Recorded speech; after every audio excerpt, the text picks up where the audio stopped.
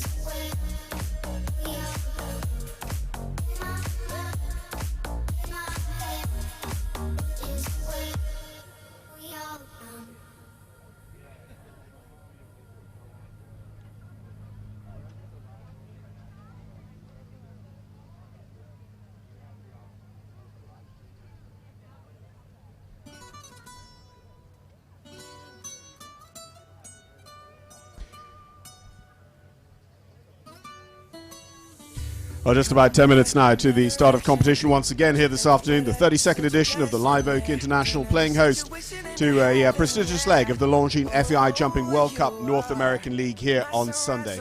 And on our way to that Jumping World Cup qualifier, we have this afternoon's 55,000 Longines Grand Prix qualifying class. It is a table A speed, one round of jumping against the clock where faults and time will be the deciding factor.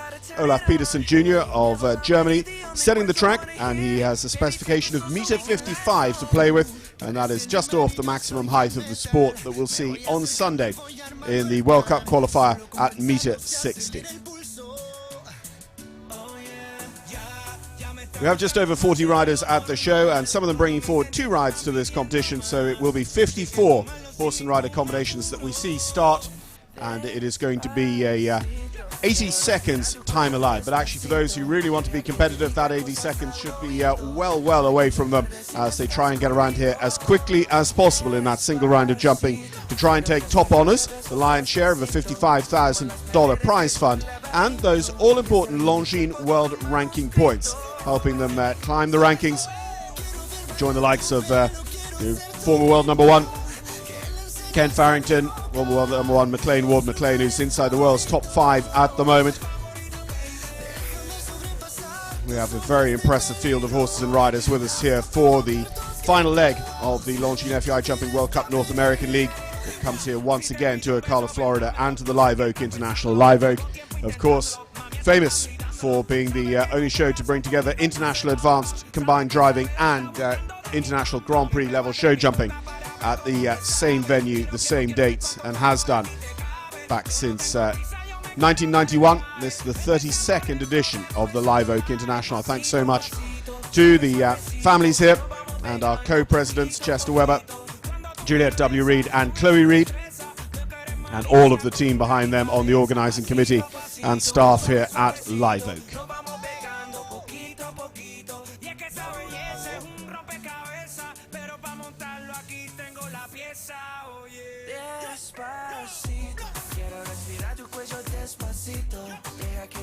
Cosas al oído para que te acuerdes si no estás conmigo.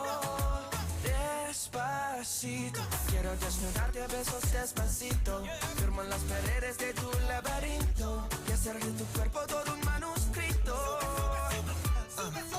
Quiero ver bailar tu pelo, quiero ser tu ritmo. Que le enseñes a mi boca tus lugares favoritos. Déjame sobrepasar tus zonas de peligro hasta provocar tus gritos y que olvides tu apellido. Despacito, this is how we do it down in Puerto Rico. I just wanna hear you screaming, ay bendito. I can go forever cuando esté contigo. Pasito a pasito.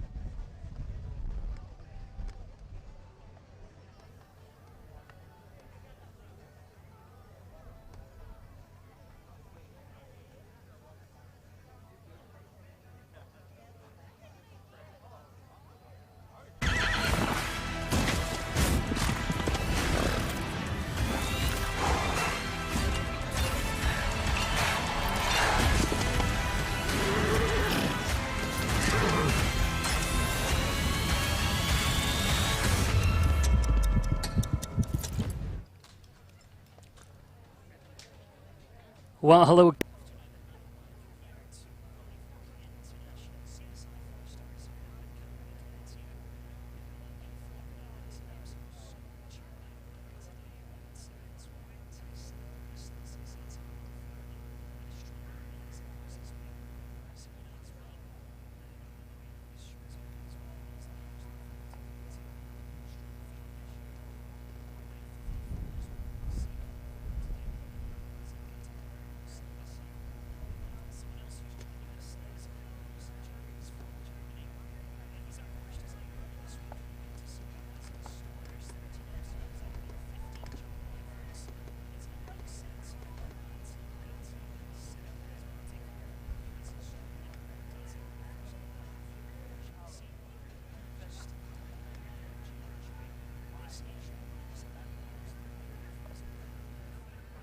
husband and Chaco P, very seasoned partnership.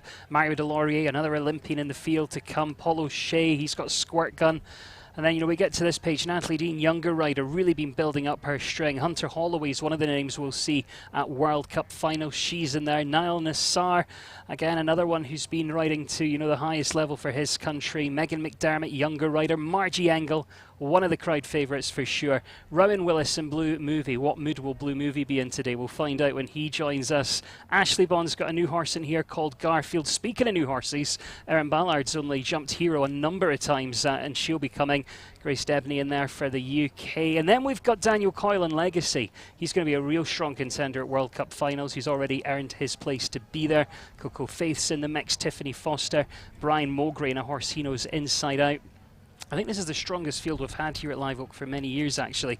Aaron Vale got 2 horses involved. Andre Tima's in there, Jessica Leto, Kimberly Bird. Some real good names on this pay. And look at this last one here. McLean Ward, one of the very best in the world. Nick Delajoyo, Jordan Coyle. It's going to be competitive right the way through to the very end.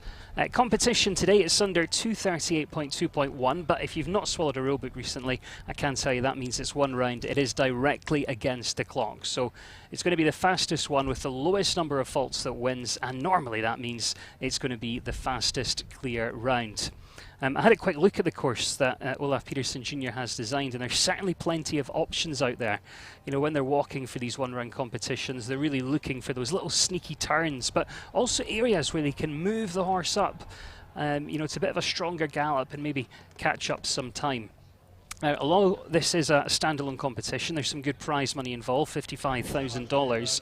We've also got to keep in mind as well that this acts as a qualifier for the World Cup here on Sunday. And it's the first of possible, 3 competitions for these horses this weekend. So some of them will be in here, they'll be super competitive, they'll be wanting the lion's share of the prize fund. For others, it's about, staying clear, qualifying for Sunday and giving the horse a sort of great introduction to this arena. Just right down there at the bottom of the arena, you can see that Longines archway. That's where the horses will be coming in and out. It's quite stunning, actually. There's palm trees all the way around it. And the warm-up they have is not that far away, actually. It's just a short stroll from the warm-up into this arena. And for those that haven't come across Live Oak before, great facility. They've got combined driving here this week as well. They always get a nice crowd as the weekend continues. And although this may look like just a grass field, there's so much science and technology built into this surface. They actually stripped it all off a couple of years ago, put a surface in, and then put the grass back on top. So I think you'll see as the horses start to ping off the floor just how well they jump on this surface. But we are just a couple of minutes away. Obviously, we're live on YouTube. We're live on Facebook. So if you are watching on there, do feel free to get involved with the conversation. Let me know where you're watching from. If you've got any comments, any questions at all, pop them in the comments box below. I'll be keeping an eye on those, reading them out as well. So it'd be great if you can get involved with that conversation. Right, stage is set. Time to get underway. Best of luck as always to all these athletes coming forwards here. And we are going to be starting with, a combination who have some real good top drawer experience. Will Simpson going to be getting us underway. Chaco P for the United States of America. It was based up in California for the best part of 40 years. Now a local guy, and that was actually due to this event. He came to the World Cup here a few years back, fell in love with the area, saw the other shows and facilities that were popping up down here in Ocala, and then made the jump. And this is probably the hottest horse that Will's ever had, and that includes the thoroughbreds that he rode growing up. Here we go then. Will Simpson gets us underway. The 14-year-old by Chaco Blue. This is Chaco P. And we start over a real power question. Triple bar gets us underway. From there, fence 2, quite a delicate vertical. You can see that blood in Chaco P there as he comes down to the signature Live Oak Oxer at fence number 3. From here, roll back turn to a real skinny, delicate 2 white rails, wall underneath at 4. Then right-handed, bit of a bending line brings you down to the double. Upright, Oxer, 1 non-jumping stride through the middle. Right-handed round that top corner to the vertical at fence 6. Then another area where you can make up some time if you've got one that can turn tight, but it's round to a square Oxer at 7. Real committed line down here. Water tray underneath the vertical. Then you sit up, you set up, and you come down to this 2 stride double Oxer upright. then you're still quite committed as you come down towards the Lugano Oxer, and again really square, so the front and the back rails almost the same height. Roll back here and look how delicate that fence is, so skinny, tiny plank on the top, and then this is your final line. Oxer, sit up, take a check, get organised, and we finish over a plank at fence number 13. Now we know the time allowed is set at 80 seconds. Time allowed won't play too much of a part today just because of the way that the competition works. You know, it is one round, it is directly against the clock, and Will finishes in 65.51 to set a standard. But he knows that horse really well. You know, the whole family involved.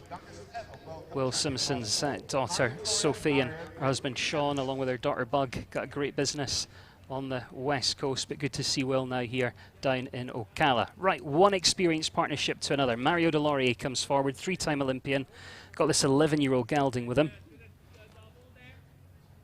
Mario based in New York and has had this horse for a couple of years, really produced him up through the levels. Just a couple of weeks back was jumping double clear to help Canada take the win in the Nations Cup in Wellington. And this horse is maybe a little bit different to ride than the others he's had, but it's just so talented, and the horse just keeps getting better and better. You know, if you look at some of the results that they've had, he had a real nice win at the Hampton Classic last year. So here he comes on course. Mario Delorier for Canada with Emerson. Again, if you have just joined us and you're watching on Facebook Live or on YouTube Live, get involved. Let me know where you're watching from. If you've got any questions about this competition, about the sport in general, about the venue, then feel free to drop them in the comments box, whether it's on YouTube, whether it's on Facebook. And I'll be keeping an eye on those as things continue. But you can see just how much scope and ability this horse has. But, you know, as I mentioned at the top, it maybe is a little bit different. You know, it kind of throws its head around. It's a little bit snatchy. But Mario just does a real nice job of just keeping everything relaxed, everything contained, and just sort of ignoring the little bits. Because in this sport, it doesn't really matter if they don't go like, you know, the perfect picture in the book. It's the ability, isn't it? And this horse has bags of that.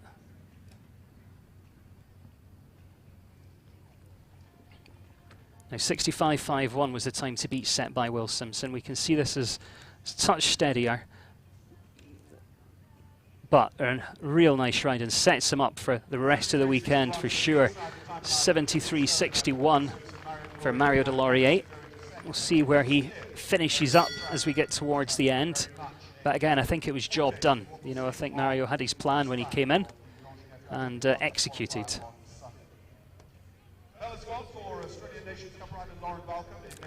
Terry Hudgens has just joined us watching in Richmond. Good to have you with us watching on Facebook Live.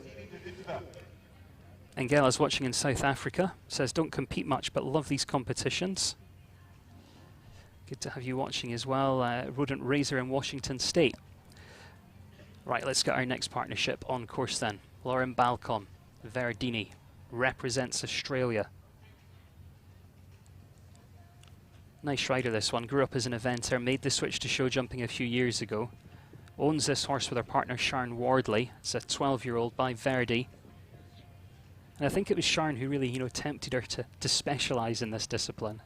But this is a horse she knows quite well. She bought the horse as a 6-year-old in Belgium. She actually invented this one a little bit, but then the show jumping just kept getting better and better, so transitioned him to this ring.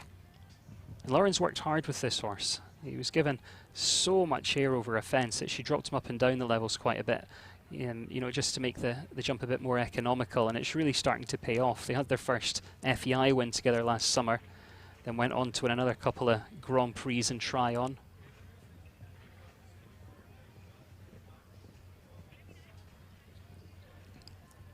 You can see it's still got tons of scope, but it's just not ballooning as much as it used to if you've been following this horse's career. So great job there from Lauren, and I'm sure Sharon Wardley, our partner, has been involved as well. Again, she's not going to, you know, catch Will Simpson's time, but still a real nice effort here. At 70.39 is the time, so at this very early stage, Lauren heads into second there with Verdini.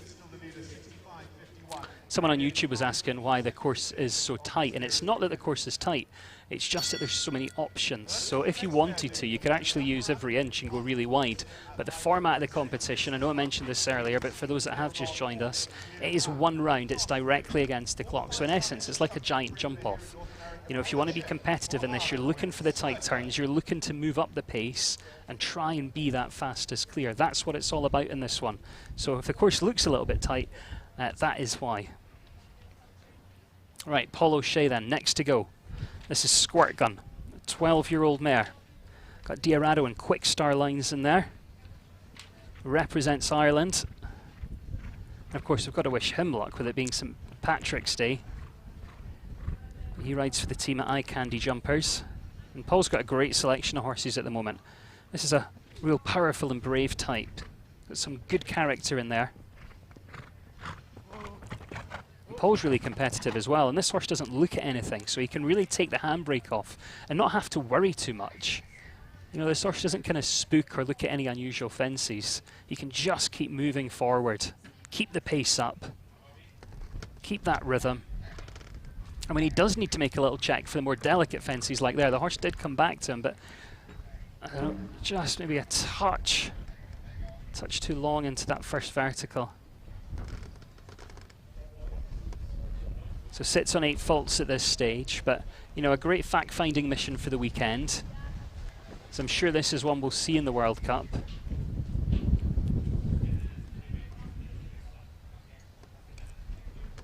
But yeah, just not their day. Finishes on that total of 12. 66, 46, and 12 is the total.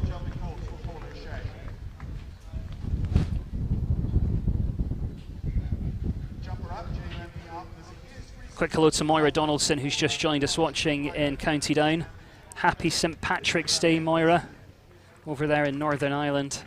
Again, if you are watching on Facebook, feel free to hit that share button as well. Let all your friends know that they can enjoy the action here in Ocala. Real full weekend ahead here, with the combined driving as well as the show jumping. And the show jumping here just keeps growing and growing. I can't remember having this many in this competition in years gone by. But I think the athletes, you know, really valuing the great footing that's here. And it's such a unique venue as well.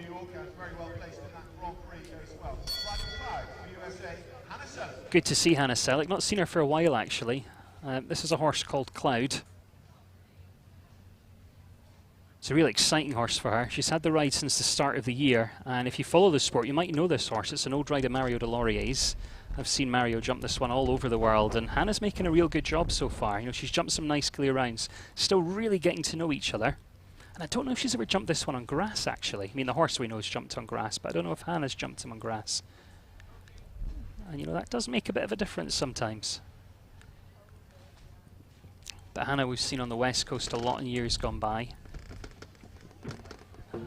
So it's really good to see her with some new exciting horses and, you know, back up at the top level. And Hannah's been riding all her life, but you know, it doesn't matter how long you've been riding. It does take a little while for you to get used to a new horse, but with a horse like this one, you know, this horse is now a 12-year-old, and Mario had done a lot with this horse. So it's also letting the horse get used to a new rider as well. So again, this will be a great opportunity for her to, you know, really test things out in a bit of a different environment that she's been jumping the horse in so far. And Hannah's quite reactive. The horse was a little bit kind of looky. You could see that when he first came into the ring before Hannah even started jumping. He was just having a look at things. Now that rail that she had at the double really started, you know, way back at the top of that line. And if you were watching at the beginning, you'll remember I said that was a real committed line. So if the canter and the rhythm's not there off the corner, it's very hard to then rebalance and get organised. And I think, you know, Hannah will be a little bit frustrated with that. Obviously, these horses only got so many jumps in them. It wasn't going to plan. She wasn't getting the feeling that she wanted, so she decided to call it a day. But I think we will see them back in here later on in the weekend. And she will have taken a lot away from that. You know, as soon as she goes out the gate, she'll be starting to kind of analyse and think and deciding what she's going to do, you know, between now and the next time we see them in here. But yeah, exciting horse for her, and good to see Hannah back in the ring at this level. So 5 combinations gone so far. We've seen 3 clear rounds from that 5. Will Simpson, the fastest of those, with Chaco P currently leading the way in 65.51. Lauren Balcombe sitting second for Australia, and then Mario Delorier for Canada in third. Will Simpson set a good standard though, 65.51. Behind that is 70.39 and then 73.61. Do keep in mind though, we've got some amazing partnerships coming, throughout this field. It's a real good mixture of, younger horses, newer horses, and then horses that are, right up there at the top of the sport. This is Natalie Dean next. Got a 10-year-old mare that's by Chaco Blue, out of an Intender mare. This is a horse that Angelica Zanatelli was riding over in Europe. Quite a new pairing. First brought the horse out last month, but has already jumped a number of clear rounds. Probably about their 3rd competition at this level, and again, I think it's their first one on grass. But Natalie's got some good experience. She won medals at youth championships and is now making a real name for herself in the senior ranks, making Nations Cup appearances.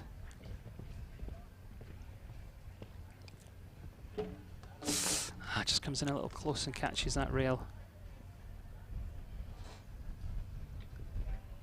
It's quite a nice turn in there. See, the horse has plenty of blood and does move up as soon as she gets her leg on.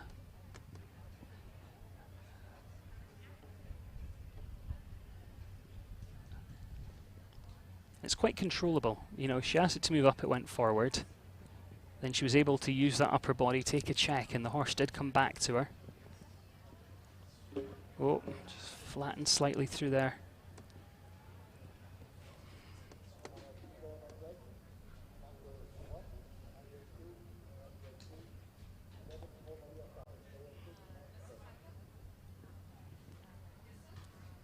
Comes down towards this last fence, still just on the 8 faults, and she will finish on 8:66.04. But a good time. You think Will Simpson was there in 65.51. This is a new horse for her. She comes home in 66.04, but sadly just having 2 rails on that way around.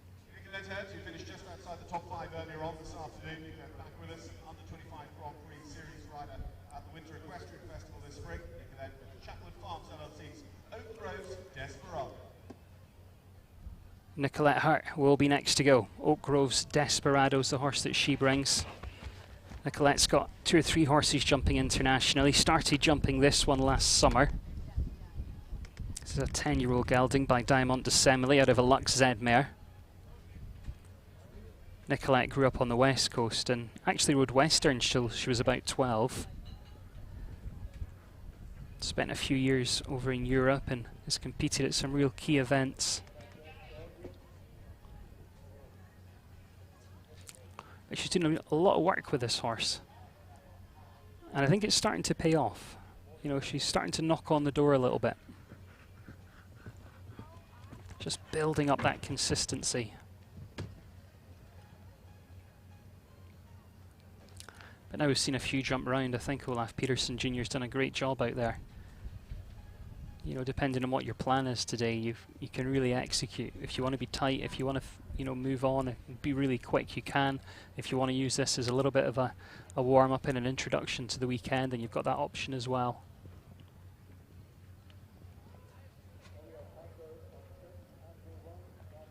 That was a shame. Jumped nicely up till then.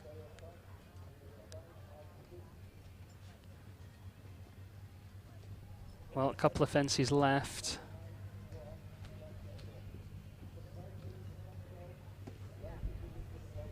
Yeah, and we'll finish on just 4 today. 72.96.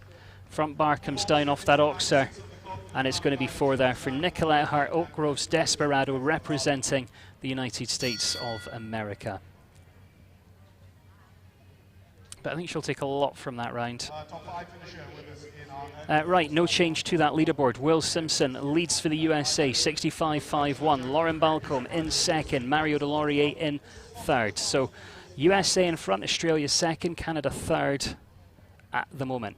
Sean Jobin next. Darius represents Canada. Sean's a real analytical rider. He actually uses quite a bit of technology at home to help with his training, focuses on the biomechanics of the horse and the heartbeat and the way it kind of reflects to the round and all that stuff. And this is a horse that Great Britain's George Whittaker had for a while, so I've known this horse since it was quite young. It's now 15, it's by Warrant. Sean's had the ride for about 5 years. Whoa. I'm sure we'll have a look again at that in the replay, but didn't expect that from that partnership. I don't know if he just saw that wall underneath and didn't quite fancy it. We'll take a look again in a sec. Well, yeah, I think it is that wall. You know, the horse came around the first time, didn't quite lock on. You can see he's really not happy. It's quite a kind of unique wall. And, you know, when you think horses' eyes are slightly different to us, they've got diachromatic vision.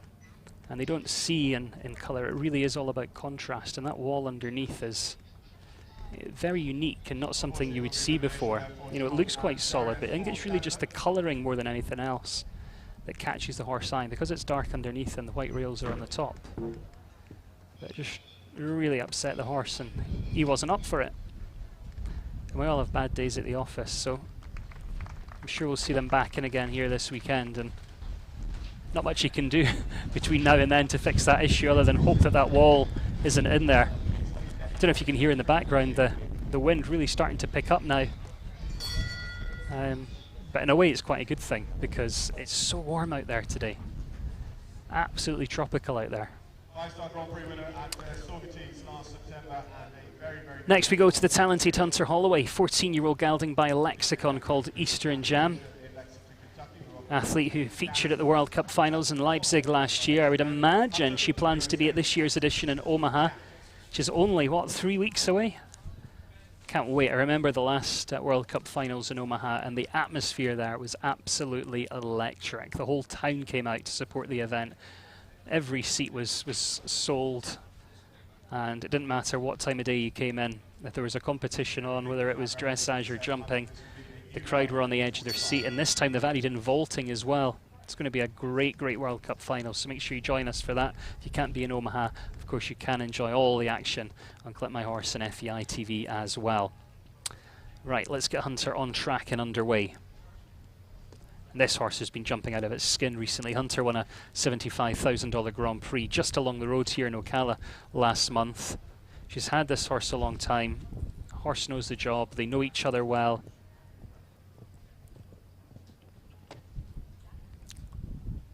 And he's got a great character, this horse. You know, he comes in here and looks like, you know, the real world-class athlete he is, but then Hunter can take him home and stick a grandma on, and, you know, he would just plod around the farm. That's the type of horse he is. He's a bigger horse. He's maybe not quite as fast as some others, but he's so clever, so she can sort of take a risk when she needs to. You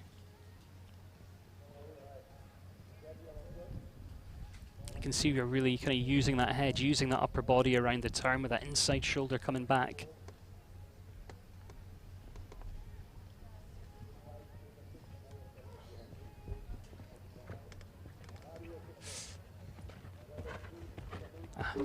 Yeah, you could see that kind of came from the distance from the Liverpool down to the Oxer, and then it was kind of like a boulder rolling down a hill.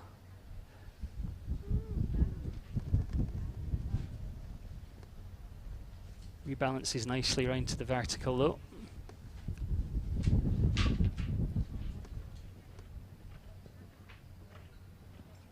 $74.19 is the time, and just a couple down, so finishes on that total of 8 there. Hunter Holloway and Eastern Jam for the USA, but definitely don't rule that one out for later in the weekend. 9 combinations gone so far. Long way to go here in this one, so get comfy. Make sure you've got yourself a drink and don't go anywhere. And if you have just joined us online, make sure you hit that share button. You know, if you're watching on Facebook, share it to your friends. Any equestrian groups that you're in, you can share it on there as well. And don't forget to let me know where you're watching from. Great to have you all involved with the conversation. Right, let's get this next one underway. A real top athlete here. Andre Timi and DSP Shakira. Another real seasoned partnership. They know each other inside out and upside down. Andre won a European team gold, individual silver with this horse. They've jumped together at the Olympics, Worlds and Nations Cup finals. And he likes this event, actually. I think he's been to pretty much every one, and it's been nice watching this horse progress over the years here. But this has all the ingredients you need, this horse, and in big quantities as well. I think this must be his horse of a lifetime.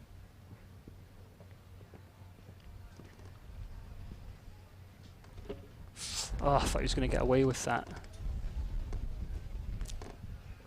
For those with eagle eyes, I don't know if you've noticed, but all these verticals on the front rails of the Oxers now are on yellow jump cups.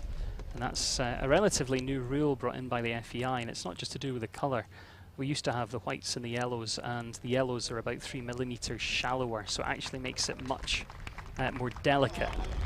So the sport has become more careful quite recently, and that was unlucky there. 68.46, very nice time. It just drops that one single rail on course. Will Simpson then came in first to go, set a cracking standard, 65.51. He still sits there quite comfortably at the top of the leaderboard. I'm sure he's looked down the list though, and he will know that there's some real fast ones to come. This is Daniel Coyle and Gisborne VDL. Daniel's got a couple of horses in this one.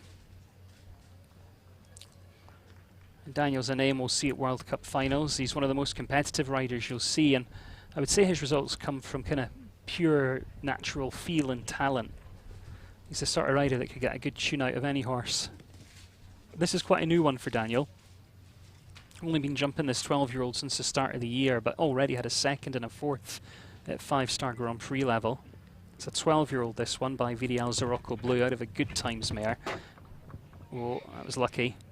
And it's an old ride of Hyde Moffat's, this one. Interestingly, actually, Hyde was 6th here in the World Cup with this horse last year.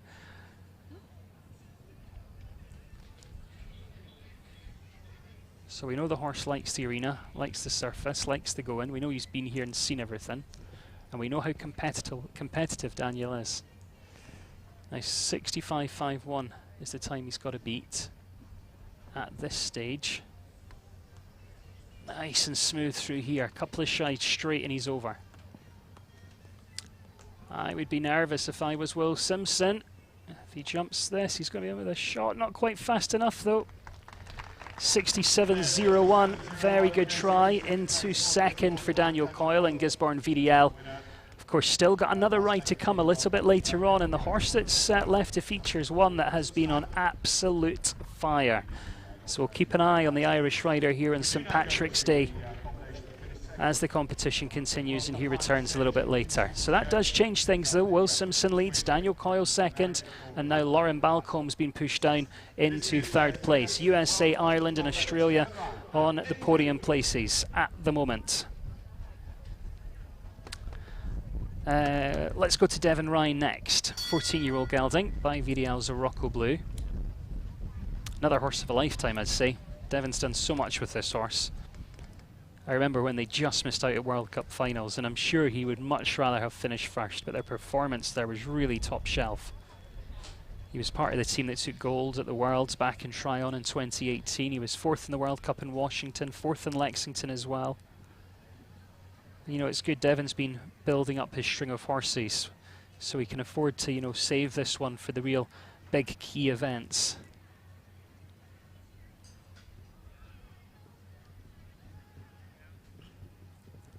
Just having a look on Facebook Live. Hi to Danny Del Carlo, who's watching in northern Nevada. That was unlucky. Early rail there for Devon. And I think his, you know, mind will be on Sunday here in the World Cup, but there's still some healthy prize money in this one. $55,000 US for this competition here today. And Devon won't be too happy to be having these early rails with this horse. But he couldn't say enough good things about this one.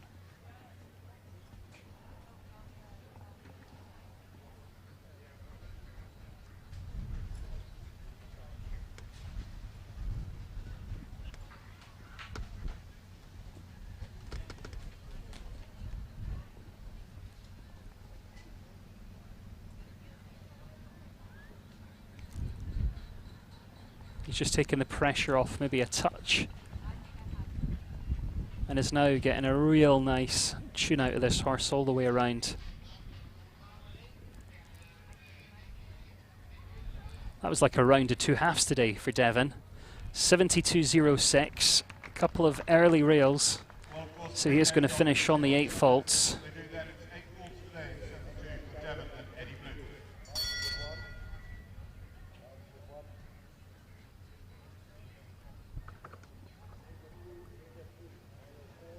Yeah, just not like that partnership.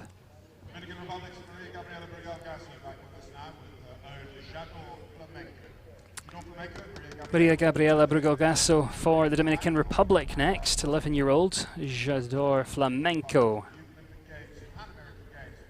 Now I'm keeping an eye when this one comes towards the wall at fence number 4, because just out the corner of my eye when she came into the ring I could see this horse just having a little look at that wall that sits underneath the area vertical. Sometimes they do that though, then you come round off the corner and they jump it like, you know, it was never there in the first place. But we'll keep an eye when she gets there. Maria was born in the Dominican Republic, moved to the US when she was about 12, and she's jumped this horse at championship level. They've been a part of a medal-winning team. But you could see, oh, now that's reactive riding. You could see the horse taking a look back and off, and she rode every single stride around that turn. I don't know if, you know, because of what happened at fence 4, whether that ended up affecting that double.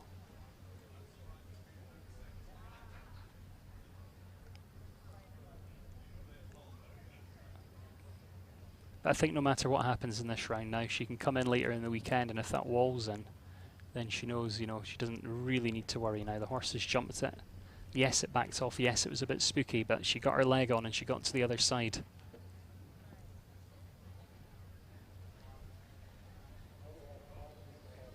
This horse has been jumping well recently. She was second in a 150 jump-off competition a couple of weeks ago.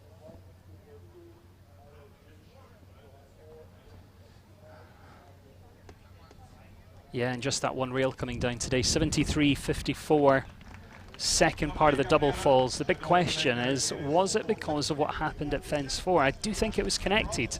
You know, she came round off the corner, horse backed off, she was so reactive, which was great, got onto the other side, fantastic. But then that double does come up quite quickly. It looks like on screen that you've got all the time in the world and you can re-establish and balance the canter, but actually, it's there before you know it. This is Sayre Happy coming next. Vinci before, the 14-year-old by Diamond de Semele out of a Heartbreaker mare. Sayre's whole family's involved. She's a 3rd generation. Her mum and grandfather both involved with the business. And she's had quite a good winter actually, few clears, but even when she's not been clear, it's really just been, you know, a time fall or the odd rail here and there. So quite consistent so far this year. This is a former ride of Dara Kenny.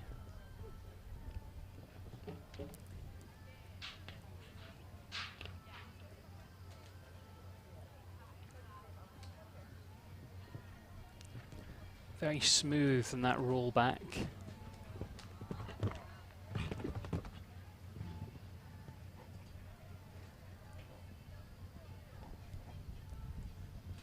Same again here, just looks around that turn.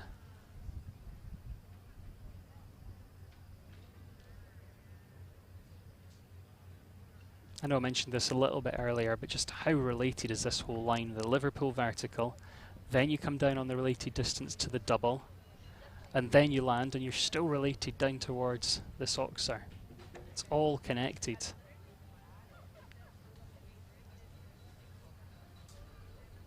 Just takes enough room there to get organised and balanced. You know, we've seen some come tighter, but she used the room she knows she needed.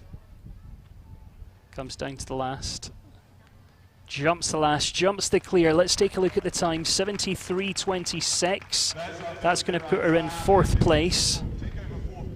So no change to our top 3. Sayre going into 4th there with Vinci de Beaufort representing the United States of America. And a great start to her campaign here. Hi to Natalia watching in Poland. Fevavari watching in Iowa as well, both on YouTube. Good to have you with us. Good to have you watching. Hi to Maria, who's watching, if my flags are right, in Finland.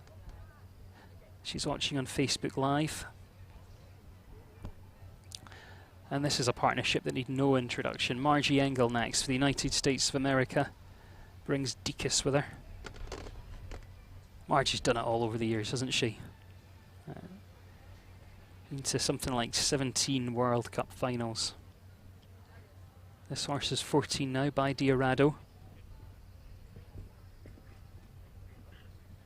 And we've seen her, you know, have some real good wins with this horse, some real good placings. And the horse just eats up the ground. You know, its legs are about 12 foot long. The horse has got an amazing personality though. I'm not sure if he realises how big he is, but Margie's got him going superbly well. You know, if she needs him to move up, he's right there. If he thinks that the horse needs to wait, he comes right back for her. He's just got such a massive personality as well. Real nice type.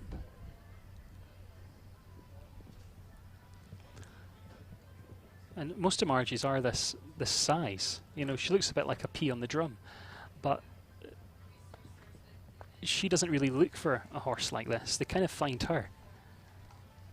But what an amazing rider she is. So gutsy. So much natural feel. And really moving up down to this last one, using that big open stride. 67.17. It's a good one. It's into third place there for Margie Engel and Dikas. Daniel Coyle stays second. Will Simpson still out in front, still leading the way at this stage, but it's getting a little bit tighter at the top now. 65.51. Still the time to beat. Great partnership though.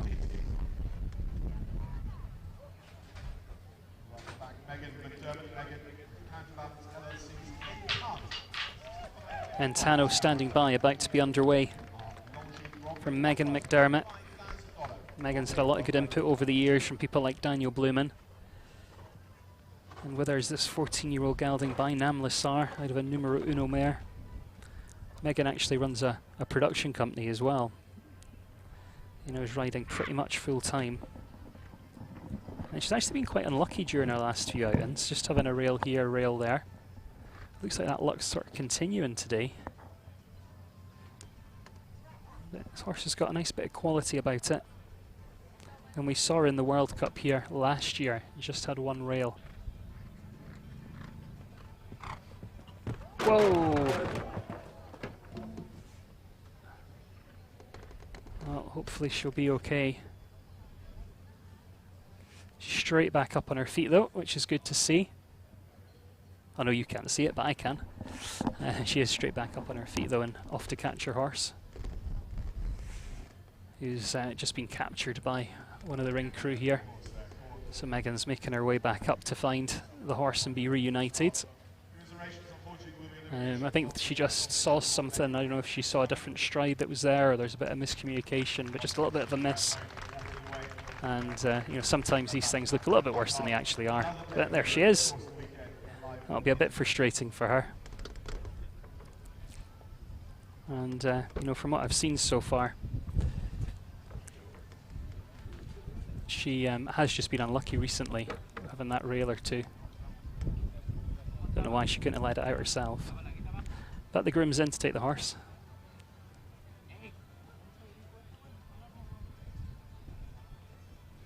And you know, definitely one to keep an eye on as the weekend continues.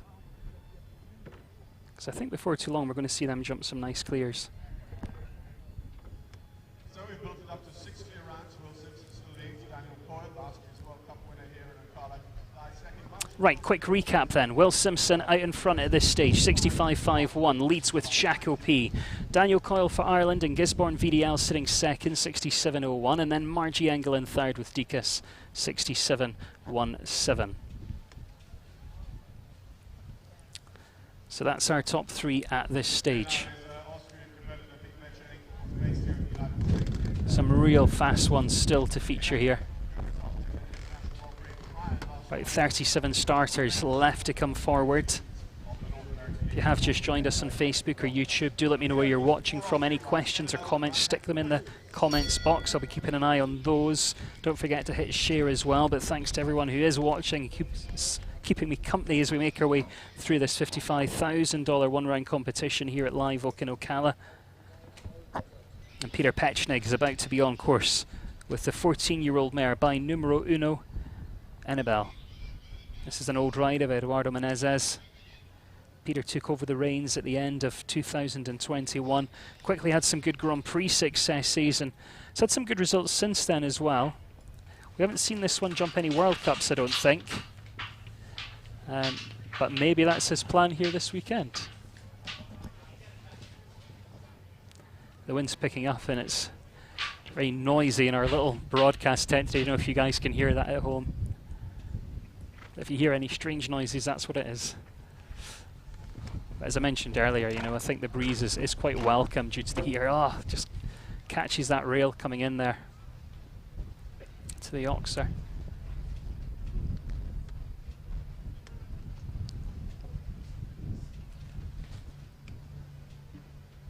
Oh, that's gone as well. So sits on 8 faults at this stage. Just having those. Oh,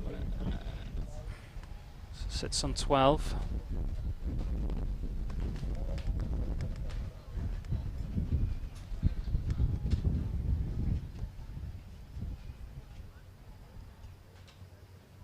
But you know, still a lot to like about this horse.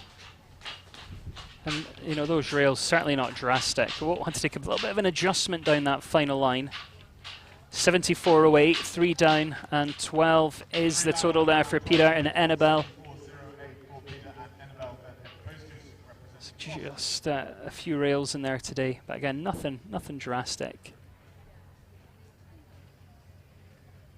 Well, as I mentioned, we're delighted here at Live Oak in Park for the first time with the jumper up JUNPR.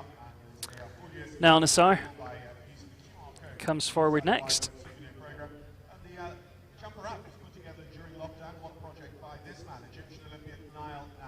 Now Nassar represents Egypt. Coronado. 14-year-old gelding this one. He's a real classy athlete. He's you know, been to the Olympics, been to the Worlds, been to the World Cup finals as well. This horse had quite a light summer last year, but then Niall really started to build the horse back up, and I was at Spruce Meadows last September for their Masters tournament, and they had a great win there. Actually ended last year over in Geneva, and then this season jumped a nice double clear and finished top 10 just last week. And from what I've seen, I think this horse quite likes jumping on grass.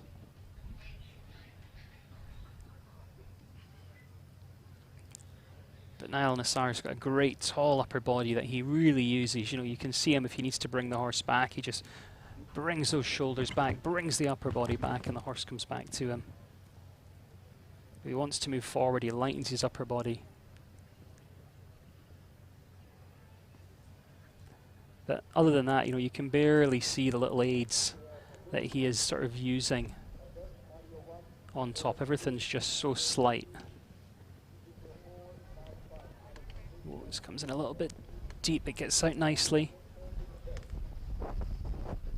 And you could see him already starting to think about that right-handed turn as he was coming towards the Lugano. Whoa! Looks like the horse just didn't quite lock on there. Optically, there's so much going on at that fence. You know, there's the big hole underneath it, there's the sort of ladder filler, and then there's the tiny plank on top. It's all in yellow as well. Yellow's, you know, one of the most knocked down fences in our sport.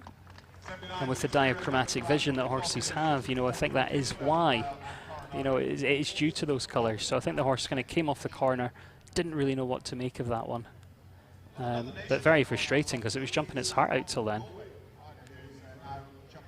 Yeah. But, you know, definitely a partnership to keep an eye on as things continue here this weekend. No change at the top then. Will Simpson, Daniel Coyle, Margie Engel sitting first, second and third. Johann Sebastian Gullickson next. Equine America, it's Mide Salou, the 9-year-old. Followed the family into the sport is dad Gear, of course, great horseman. And I know he was very clear that it had to be his decision if he wanted to come into the sport. You know, his dad didn't force him at all. His dad said he could do anything he wanted, but he has chosen to follow in his dad's footsteps. And his sister, of course, a great equestrian as well. Been on a number of European teams, this rider, and this horse has had lots of experience at, you know, metre 40, metre 45 level, but is now really starting to step up.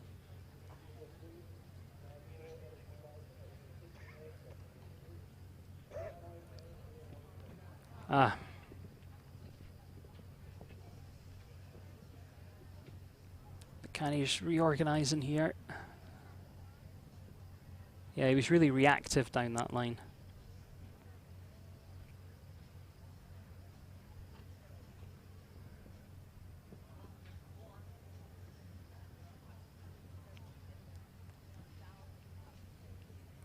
But so much to like about that round, wasn't there? Finishes on 74.64, takes one rail, finishes on the 4, goes 10th at the moment, but you know, 35 left to come here in the first round. Still just 6 clear rounds. Will Simpson, our fastest, 65.51. You can see there was just a kind of last minute hop, skip, and a little bit of a jump in there. Luis Savino picked up very good results on the Winter World Cup circuit. Points in Fort Worth. And the top You can see Luis Sabino Goncalves there for Portugal. He actually spent most of his life in Portugal and then moved to California a couple of years back and absolutely loves it, feels very at home there. But he's another athlete who's no stranger to championship sport, and a couple of weeks ago they were top 10 in the metre 50 Grand Prix, and we saw them at Las Vegas. Great horse show there in Vegas. In the World Cup they finished top 10. It was quite a good year for them last year, quite consistent all the way through. So let's hope that 2023 is going to be just as good to them.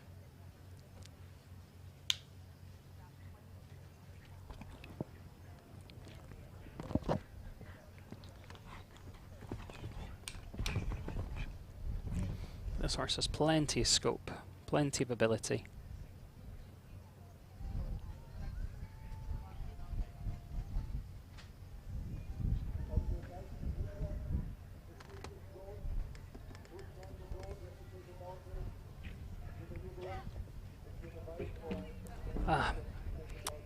Just lengthens a little bit down that distance, and I'm to really work through there.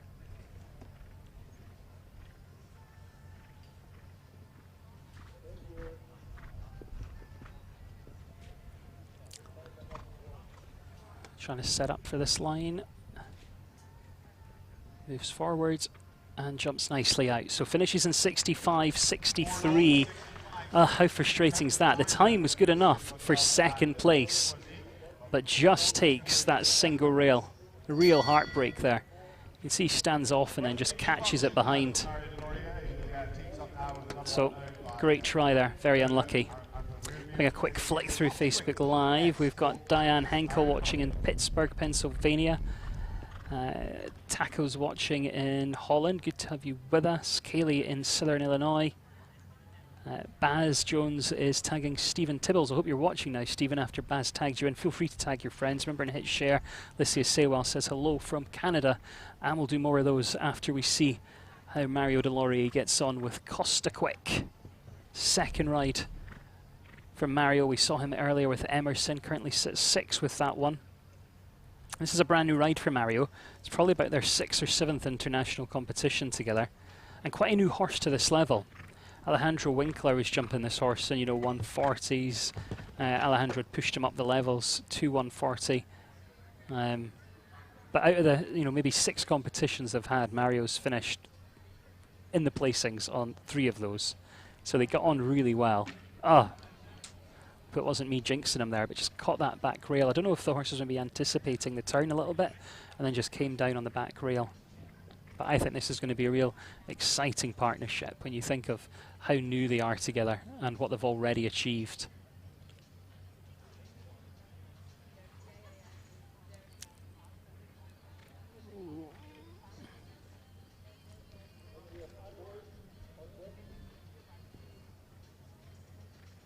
down towards the last, and it is just going to be the 4 faults for them today. 69.80.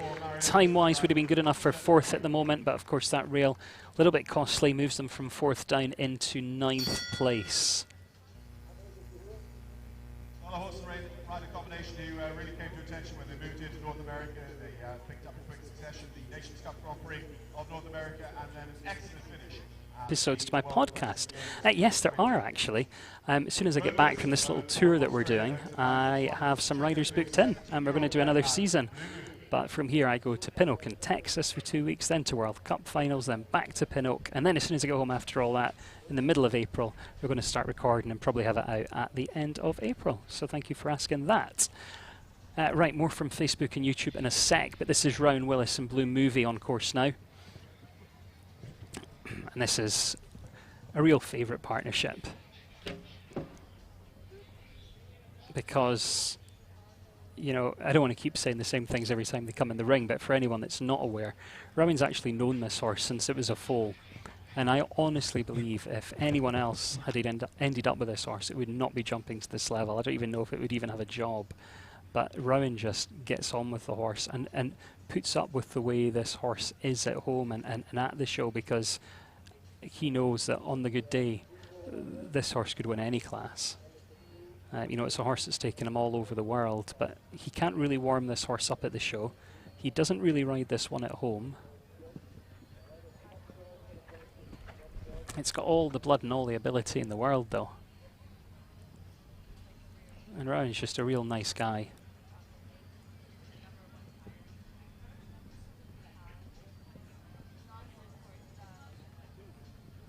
And it's clever, this horse. It doesn't really matter where it takes off. It can normally get over the fence, but it does just have that one rail today. So finishes on the 4, 70.30, and 4 there for Rowan Willis and Blue Movie representing Australia. Again, keep your eye for them when we get towards that World Cup here on Sunday. You can see he strewed off really far away there and just didn't quite make that back bar.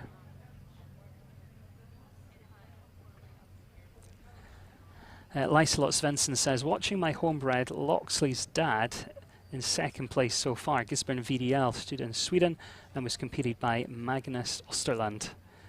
It seems to be producing some great horses, so how exciting that you've got a homebred with those same lines. Sophie Roberts as well, watching in Queensland, Australia.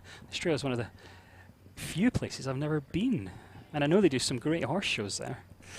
Right, Andre Tima on course, Kanako.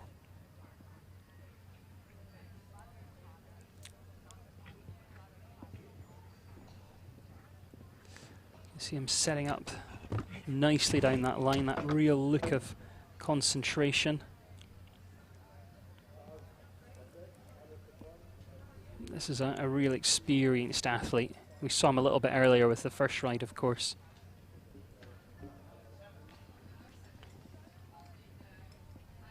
But this one's been to the Olympics, the World Championships, the Nations Cup finals, the rider.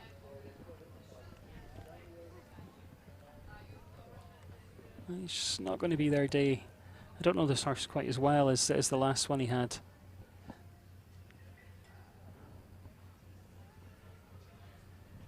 It looks like he's about to give that signal. Yeah, he does. He's decided to retire. And, you know, you've got to make that.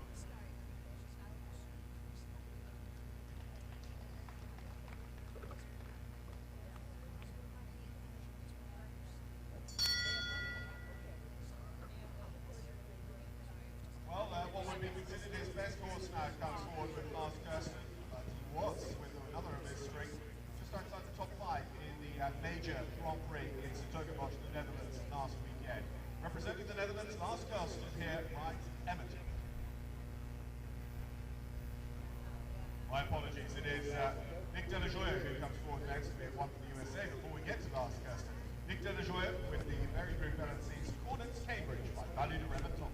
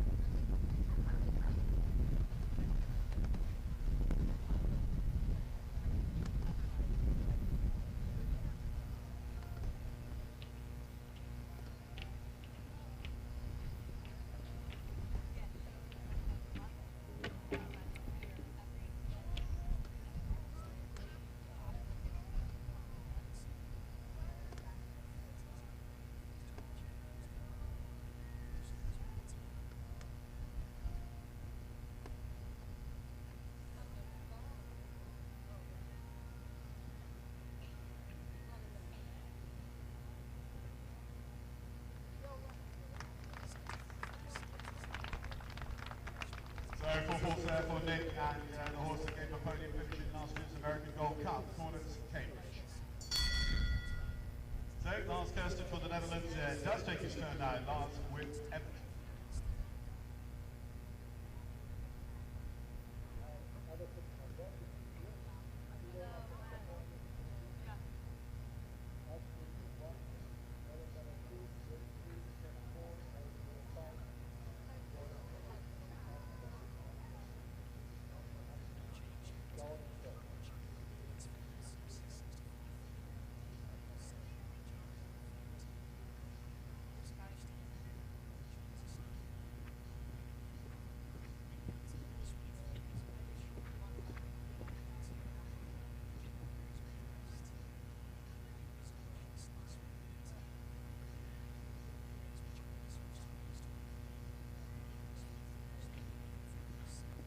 And 10th in London.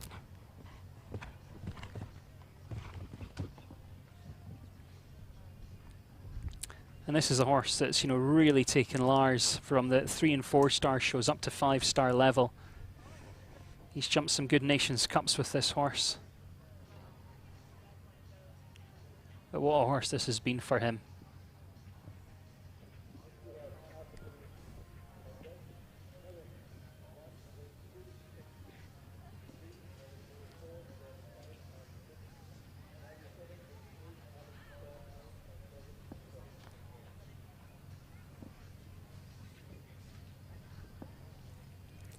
And he's not really going for broke today. He's doing a nice smooth round. The horse is thinking forward, but what a super setup for later in the week. 71.39 the time. Going to take him into 5th place for now. If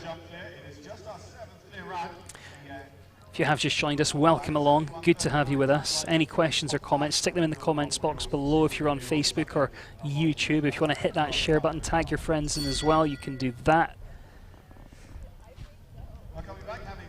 We've got a lot of good names still to come. McLean Ward still to come. Kent Farrington still to come. And you can't really rule this one out either. Alison Robitaille is going to be next with Oakingham Lyra.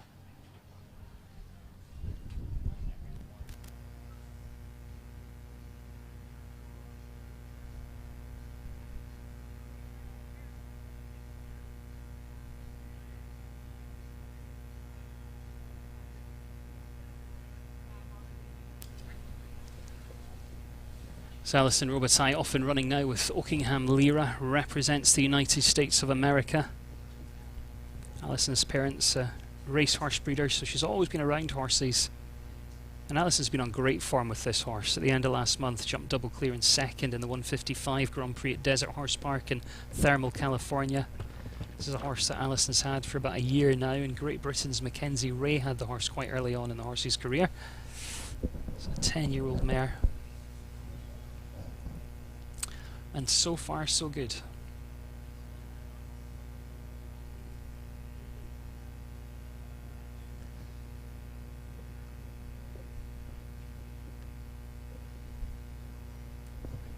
Looks like quite a quick, clever horse.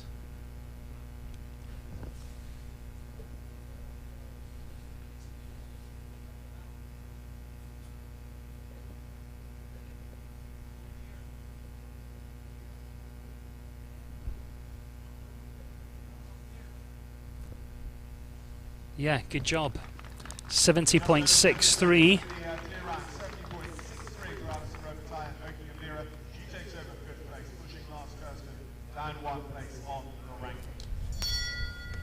So that was a nice round there, and let's have a look at the leaderboard. It pops her into 5th place. So Lars goes to 6th, top 4 are unchanged, and 65.51, still the time to beat, set by Will Simpson, right at the very top of the order, and he sat there quite comfortably for now. Ashley Bond is next with Garfield. This is a 12-year-old. Ashley spent last summer in the Netherlands with the Israel team coach Hans Horn, who actually bred this horse. Hansi's daughter-in-law Caroline Muller had been... it was a shame. Oh no, it stayed up.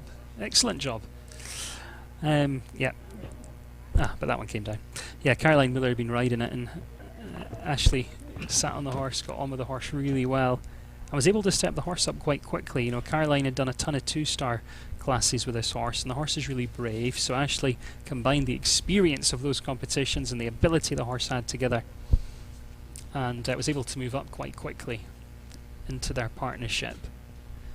The horse is very chilled, actually. Ashley's daughter can ride this one around the farm. And it's been a good year for them so far. We saw them third in a Leader 60 Grand Prix earlier in the season.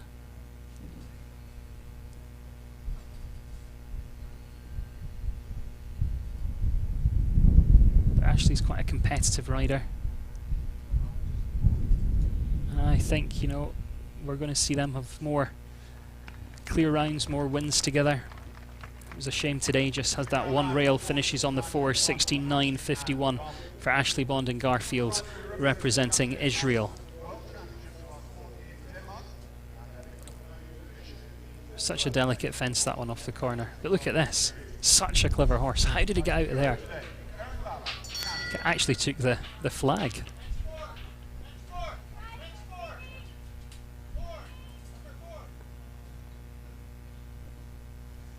Erin Ballard coming forward next to go.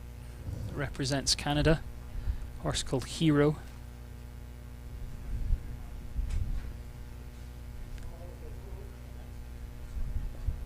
This is an 11-year-old. Erin these days works for Elon Federer and is based in Florida. And this is a brand new horse on her string, but she said she was very excited about this one. So let's see how she gets on. Erin's ridden so many different types of horses over the years that I think, you know, when she does get a new one like this, she can sit on and perhaps compare to some of the other horses that she's had. You know, it does this like this horse or that like that horse. And it enables her to, you know, jump them at this level very quickly in the partnership. But Erin's had a busy year and many sort of team competitions.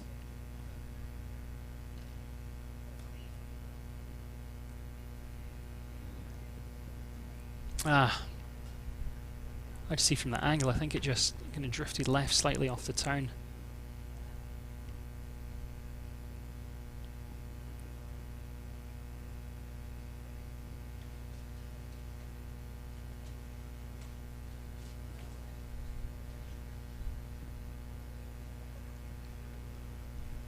We'll see what their plan is as the weekend continues. You know, we've got another big competition here tomorrow. Then, of course, we've got the World Cup on Sunday. It's 73.43 the time. Just one rail coming down, so Erin finishes on a total of 4. But exciting new horse to have on her string.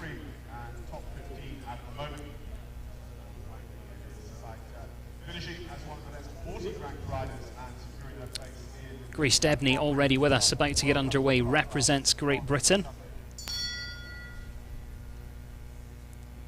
Grace is 19 years of age. Horse is 12, this one.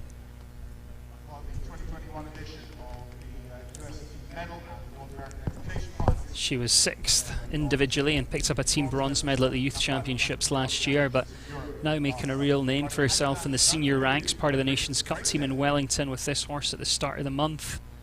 We've seen her jump World Cups in Washington and Lexington. And this is a horse that Belgium's Peter Clemens had for a while.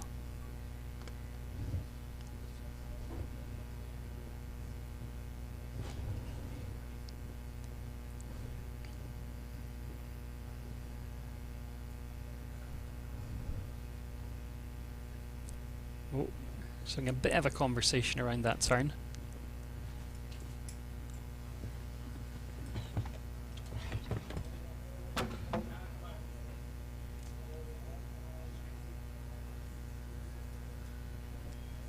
Second part of that double comes down.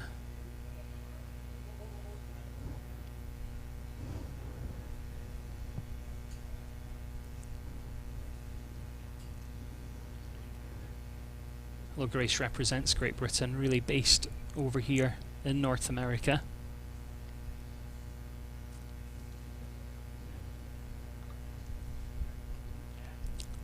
A nice young talent, just 19 years of age.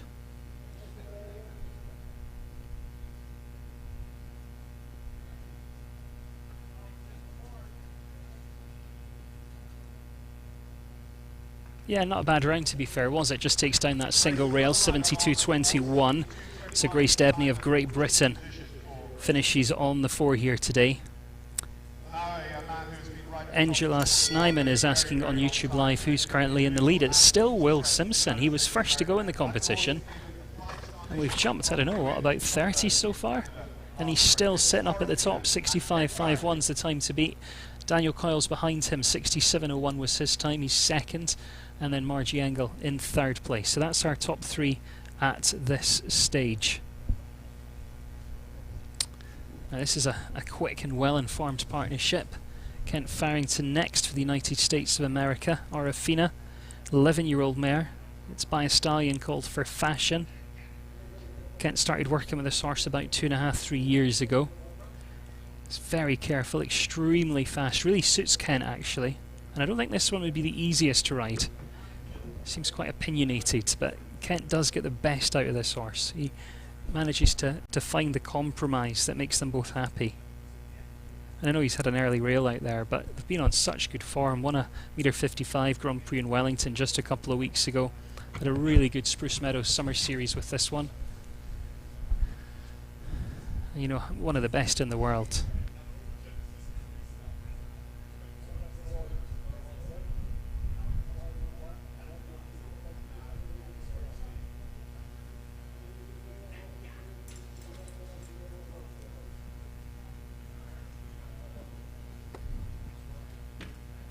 Catches that back bar. Not really like this this partnership or this horse. But you know, as things continue here this weekend, you know, he'd be one of the ones you would sort of highlight on the start list for the World Cup of, you know, who's going to finish top 3 if not on top. There's so much to like about this horse, and Kent's another one with real natural talent and ability, and just such a great eye.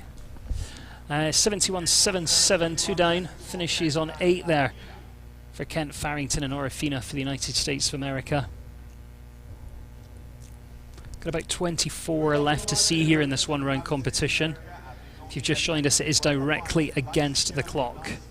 So they are looking for the turns. They are trying to make up some time on course. And if you're late to the conversation, don't forget to get involved on Facebook. You can use the comments box below. Let me know where you're watching from. If you've got any questions or anything, just let me know you're there. Same over on YouTube as well. You know, you've got that comments section on the right hand side of your page. Feel free to use it. Remember to hit share as well, let all your friends know they can get involved. And while you do that, we'll get Elusive underway for Aaron Vale, another representative of the home nation here. Aaron won a $100,000 Grand Prix win with this horse last month. And when this horse is pushed against the clock, he can get a little bit freaky and kicks out behind. And you know, even in the first round, you can normally see when the horse is in a really competitive mood. But do keep an eye on that. If there's areas where Aaron really puts his leg on, asks the horse to move forward, sometimes you do see him just kicking out behind.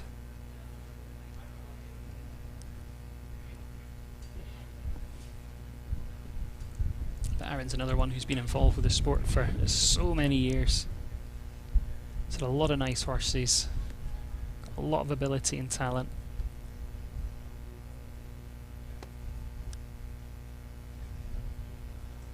And he's very brave as well. We've seen him jump, you know, some of the big puissances at Washington International with his string. Got 20 seconds to get home if he's trying to catch Will Simpson's time. Don't think he's going to be fast enough though. But he's still going to go, you know, into a good position on the leaderboard. Keep an eye. Oh, the last comes down. 65.58. The time was good enough for second, but finishes on the 4 there. Moves him from second down into 9th place. That was very close. Hi to Debony. She says, good morning. Good morning, Debbie, from Tasmania in Australia. I think it's probably tomorrow morning there. It's very confusing. Dream Bigger, Jump Higher says this horse is very efficient over the jumps, not leaving much room. He is very economic, doesn't waste any time in the air. And Angela says, that's a damn shame. Couldn't put it any better.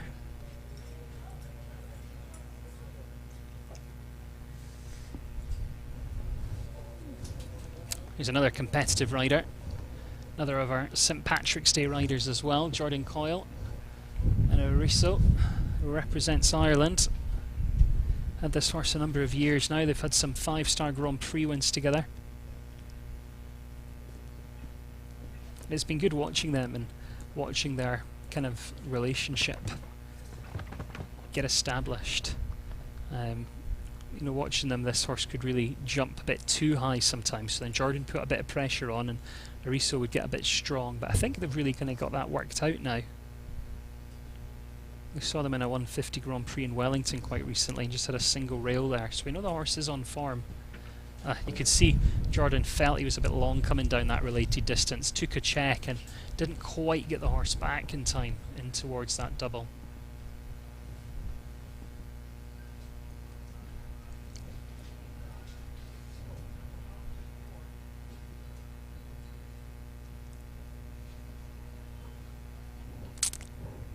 Look at the time though, 65.28, quite deceptive that horse, you know, he really covers the ground. But the time was good enough. He would have been up at the top if it wasn't for that single rail. He really worked down that distance to try and get the horse where he wanted him to be and just didn't quite pay off today. What a heartbreak that was though, going from first all the way down that leaderboard. Let's see what Carly Anthony's got in store for us today. Oh, that wind really picking up here. Heavenly W, Carly Anthony next for the United States of America.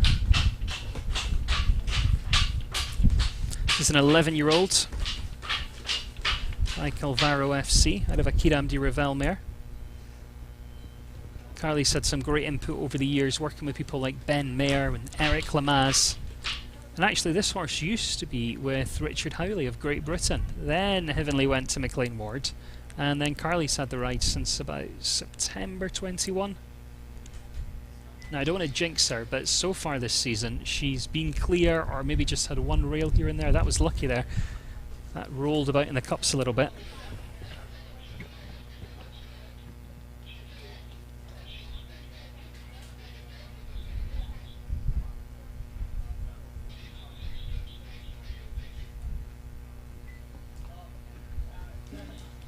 There's that fence right up at the very top end of the arena coming down.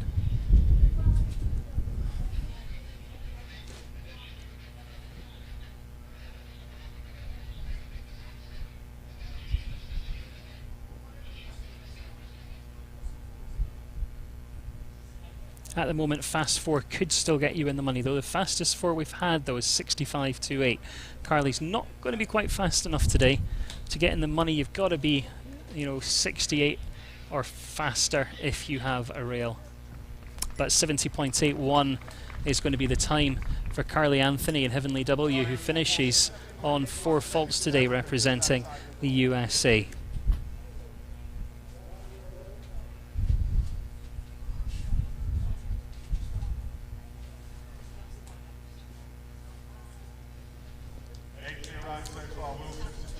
Will Simpson is having a great day at the office, isn't he? He went first in the competition and he's still leading the way.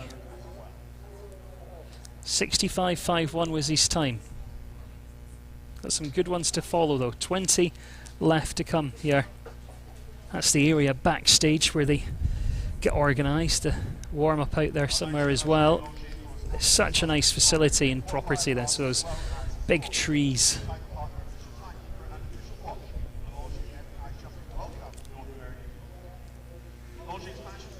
But behind Will Simpson is Daniel Coyle. He sits second for Ireland. Margie Engel in third at the moment.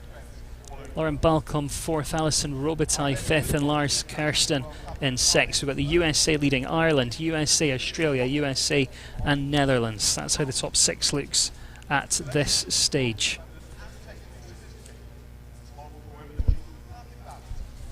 Quick reminder that there's lots of sport to enjoy here at Live Oak throughout the weekend. If you want to have a look at the schedule, at the start list, at the live results of any of that fun stuff, you can head to longinetiming.com. Just find Live Oak on there, and again all that stuff's now. The course plans are on there, the FEI schedule, you can click a link and see that on there.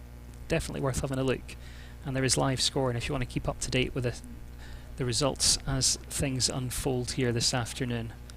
Lots of nice horses still to feature though. And Daniel Coyle comes back with his second ride here in this one. This is a 13-year-old Zangerside mare by Chippendale Z out of a Bonamie mare called Legacy. And what a horse this is. Winner of the World Cup in Texas, winner of the World Cup in Toronto, 8th in the World Cup in Washington. And if you've got a really good memory and you were watching Live Oak here last year, then he was 2nd in the World Cup here back in 2022. This is a real cool horse, very opinionated actually. Daniel's groom Greg gets on with Legacy well, but if he's doing anything with her and he leaves any food like he's lunch sitting, she does tend to steal it and eat it. So she's got a real big personality. Maybe a little bit bushy at times, but I know Daniel says, look, he only needs her for about an hour a day, so you know, when she's not in the ring, when she's not in the warm-up and he's not on board, you know, that's her time. She can kind of do what she likes. But as soon as they come together in the ring, you know, quite often they can prove to be a little bit unbeatable.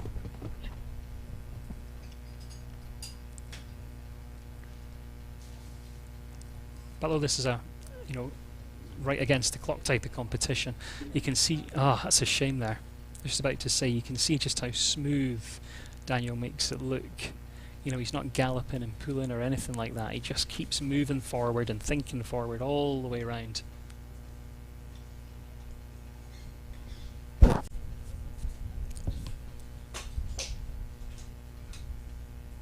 It'll be interesting to see what his time is. 65.51 we know is the winning time. Yes, he's had a rail, but just how close would he have been as he comes down towards this final fence? Not quite fast enough. Maybe he slowed down a touch after having a rail though, who knows. 66.05 though is the time, finishes on the 4 faults, heads down into 12th at the moment. Of course in any FEI competition there has to be at least 12 cash awards. So at the moment he's still in the money, but long way to go. And some very fast ones still to feature. Alexandra Crown comes forward next. Dumont.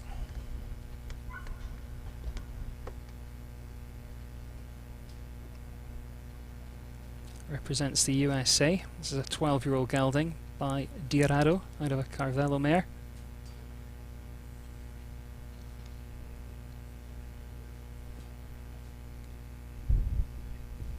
Of course these guys that are coming in now will have had a chance to watch the first few before they even got on. And that is handy.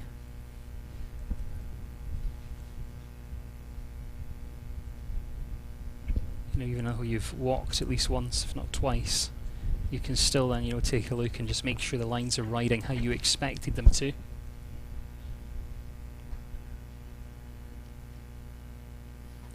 Alexandra's got a nice string at the moment. And this one's becoming more consistent at the top levels. She got some good experience over in Europe with this horse at the end of last year.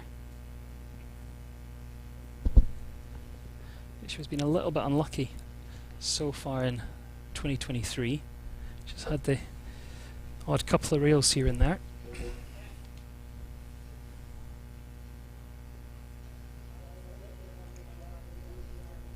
That luck continuing a little bit in there today.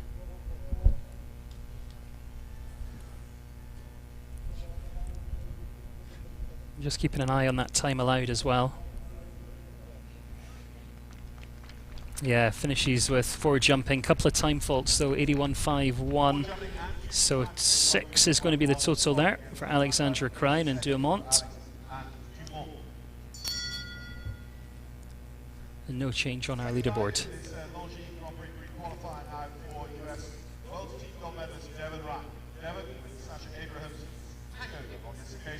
Now we saw Devin Ryan a little bit earlier with that first ride, now returns with a horse called Hangover. This is an 11-year-old gelding by Action Breaker. We saw him earlier with Eddie Blue.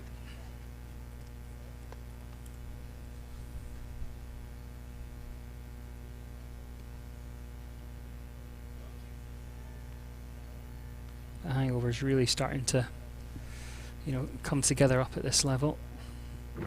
But not today. A couple have done that. And it just sort of unsettled things. Yeah, that triple bar opens them up at the start, makes them land in a little bit shorter.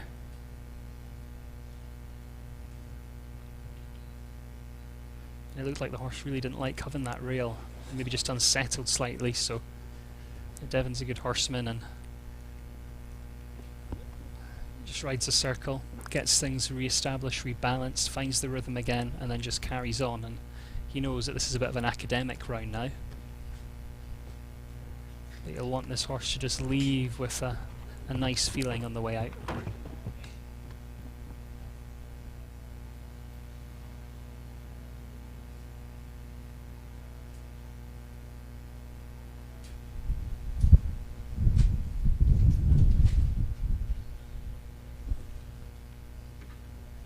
Does that come down as well? We'll keep an eye.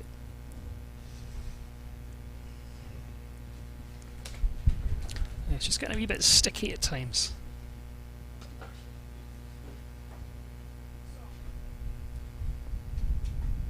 And as I mentioned earlier, you know, all these athletes have got their individual plans, so with some horses you may retire if that happens, but you know, Devon, I think, is again using this time in the ring to get things organised for later in the week.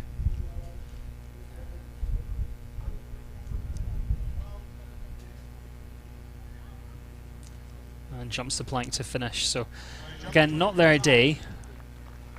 102.89, but you know, the horse has been jumping some nice rounds recently. I think just a bad day at the office, and you know, maybe first time on grass for a while. But yeah, I'm sure we'll see them do some good things in days and weeks to come.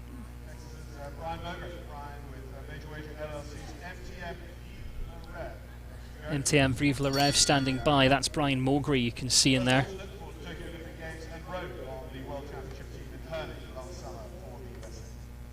Brian, who's been on the World Championship team for the USA, and this has been a great venue for him. You know, we've seen him jump his first World Cup on this very stage, and that was only because he had to wait until he was 18. He was already jumping the other classes here.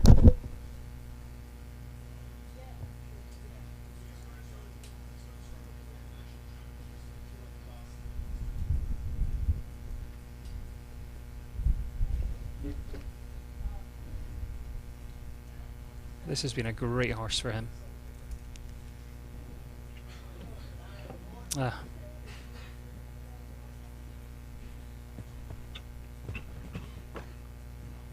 That's a real shame. But yeah, Brian's always been a real talent. He's got natural feel, he's got great ability. And it's been great watching him, you know, move up from the kind of 3-star to the 4-star to the 5-star to championship teams. And he's a nice guy as well. And, you know, fun fact, he can actually do full backflips. Doesn't really help in the ring, but just a fun fact.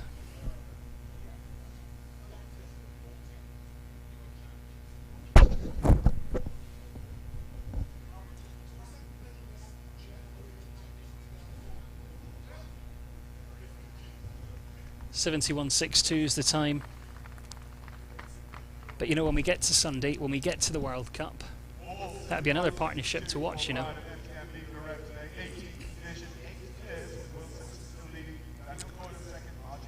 Just having that rail, and I think just steadied down a little bit after that.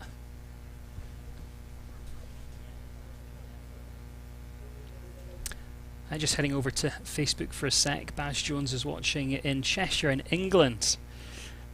I left Manchester to fly here yesterday, and it was raining and it was cold, and it's 27 degrees Celsius here today. Baz, just thought you'd want to know.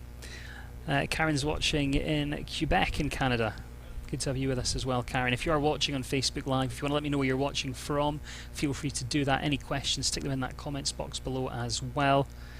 Same applies over on YouTube. Plenty of conversations going over on YouTube. Rodent Razor says, good to see Brian Mowgray here. I think he's pretty much been to every live oak that he's been able to jump at, I think. Also asking, is the World Cup indoors or outdoors? The World Cup here is outdoors in this very arena, but World Cup finals in Omaha, Nebraska are indoors, and it's an amazing venue. And it's used for everything, that venue, you know, from concerts. They have some big swimming thing there where they put in a structure and fill it up with water.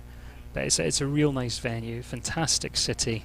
Oh, and they do great steaks there as well, which, you know, it's got all the ingredients for me. Can't wait to be there. Tiffany Foster is next with us, Northern Light. Regular member of the Canadian team is Tiffany. And Northern Light's 12 by Pot Blue out of a Contender mare. Tiffany's been a part of the team for so many years now.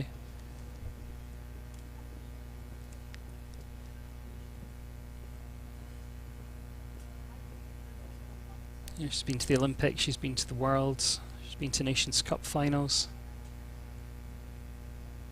And she's one who's always smiling.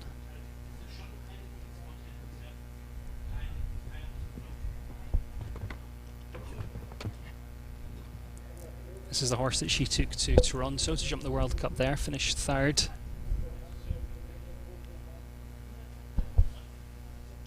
Had quite a good Spruce Meadows with this horse last summer, placed on a few occasions.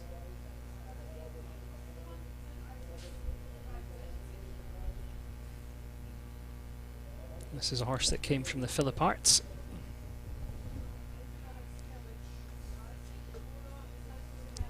Come on, Tiff, 3 fences left. We know she's not going to be fast enough to, you know, worry those top few, but a nice round to start her campaign here this weekend. 2 left. 73.50 jumps the clear, and that's going to put her down into 8th place at this stage. Very nice, smooth round.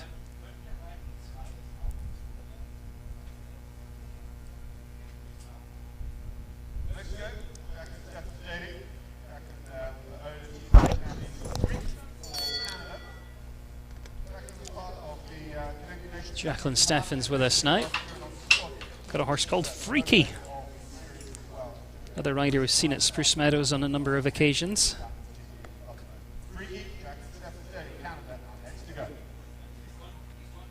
Freaky's a 13-year-old gelding by Darko. Got real traditional lines in there, but Darko has produced so many nice young horses that have gone on to, you know, have good results of their own.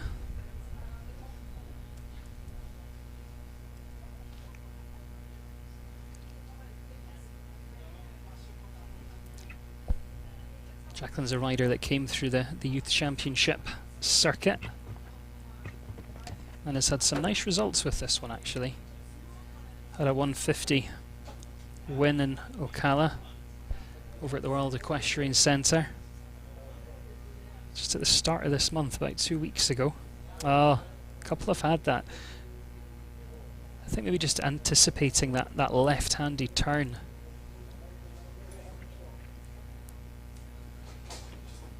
She's had some good solid results over the last year or two with this horse.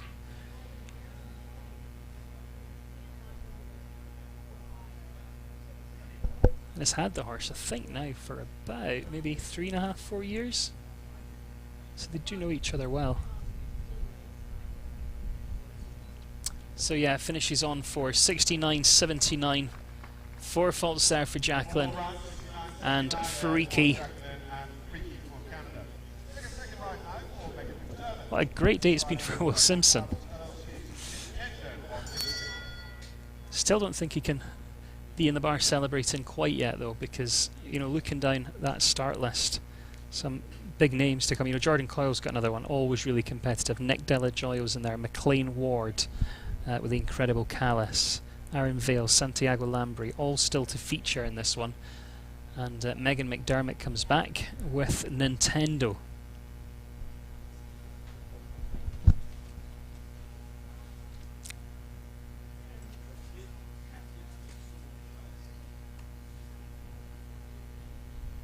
Megan's second ride.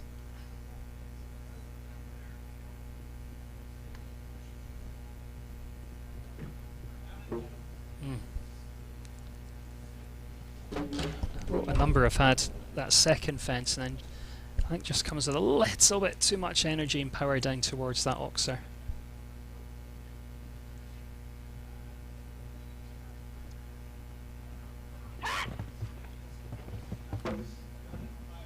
Okay, Chasey's coming in and catches that rail on the oxer.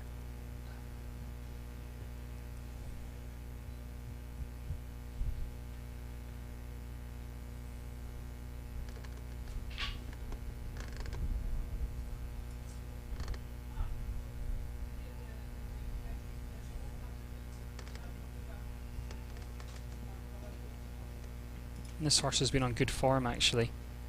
Mainly been jumping at maybe 145 recently, so this is a little bit bigger today.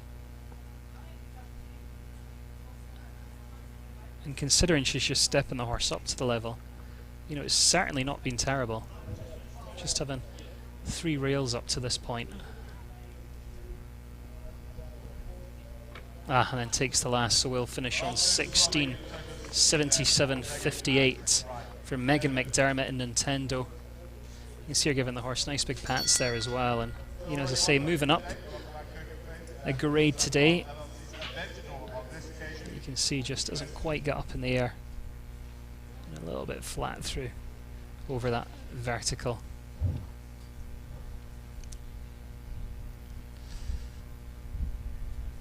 What have we got left? Probably about 13 partnerships left to feature here in this one-round competition. Coco Faith is next with the 11-year-old Aventador. Represents the USA.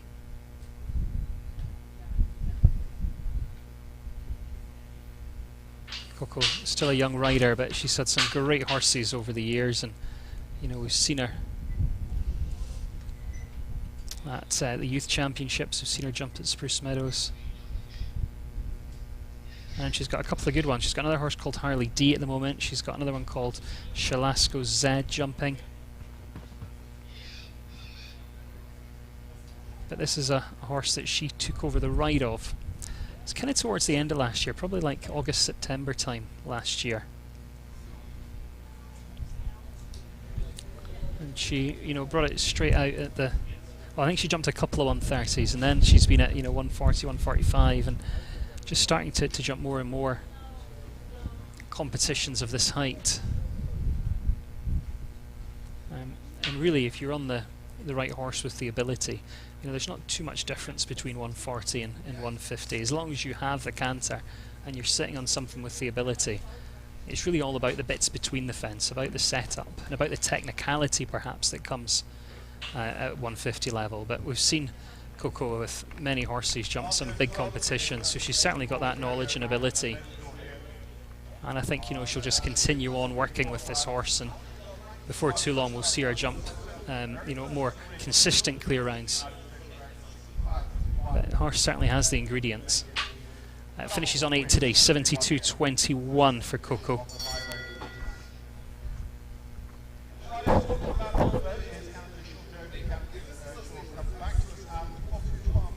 Wonder if Will Smith has done enough to take the win in a class of 54, going in first.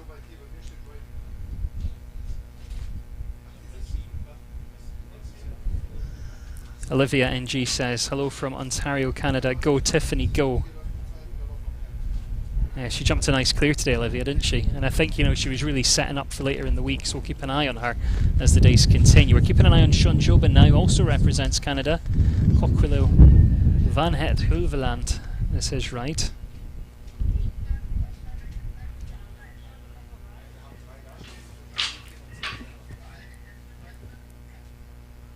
Farm Life on YouTube's asking what's the height of the competition. It's 150. But you know, some of those oxers will be, you know, 160 wide.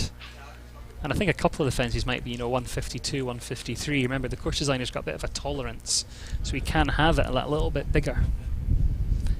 But I think he's done the perfect job today. You know, there's a little bit of technicality here and there, but it's certainly nice enough for the first day to let them get in here, have a look around, get organised. If they want to be competitive, there's rooms to make that, you know, tight turns. There's rollbacks in there. You know, there's three different rollback turns.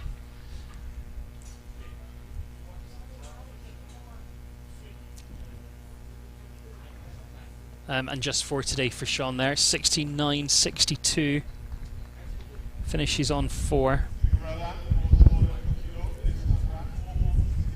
Liselot Svensson says, what's your podcast called? It's called Under the Saddle. Don't want to give it too big a plug, but if you search on Spotify or iTunes or anywhere else you can get podcasts, search for Under the Saddle, you'll find it. And there's episodes from pretty much everyone on there. And a new season coming in about 5 or 6 weeks' time. Andrew Burns is next. Best of luck to him. Sea-top blue. Represents Ireland. This is a 12-year-old gelding by Chaco Blue out of a Lux Z mare. We've seen Andrew jump a few World Cups in his career.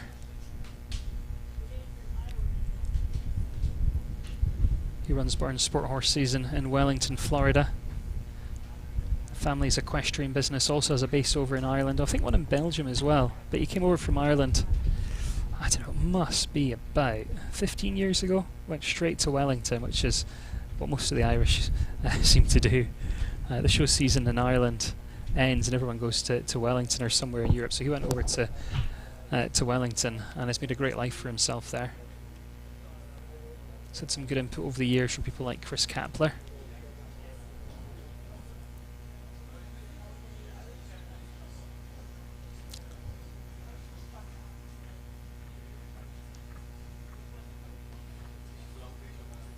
And he's been jumping some nice competitions with us. He was second, just missed out in a 160 Grand Prix in Wellington in December last year. And a real nice smooth round in there today. 72.72 the time. Jumps clear. Andrew Burns there for Ireland. Sea-top blue. Goes into 7th at the moment.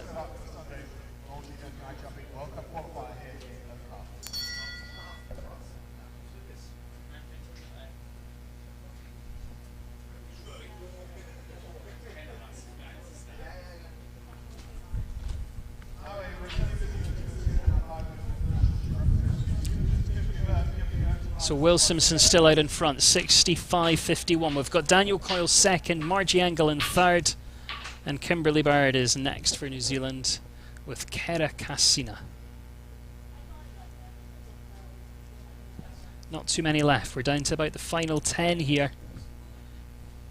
Again, if you're a little bit late to the party here this afternoon, I can tell you this is just one round. It is directly against the clock. So if you're waiting for a jump off, you're going to be disappointed because the whole thing's pretty much like a jump off.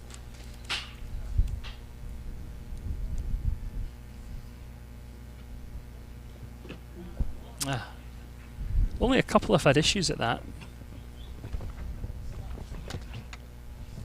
Fast 4 fault round would still get you in the money today though. But the 4 fault rounds have been quite quick. 65.28 is the fastest of the 4 fault ones. That's Jordan Coyle. Aaron Vale just behind him on 65.58 with the 4 faults to make up the top 12. They're the best of the rest.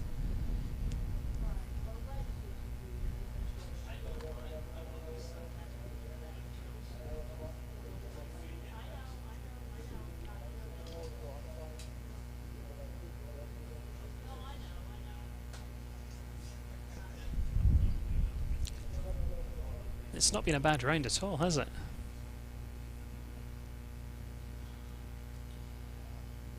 Not going to be quite quick enough to pick up any prize money today.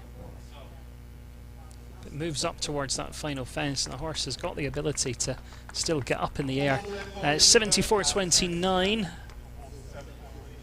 Pushes her right down the leaderboard. The time really a decider. There's so many. We've had I think 10 clears and then 20 on 4 faults, just having a single rail.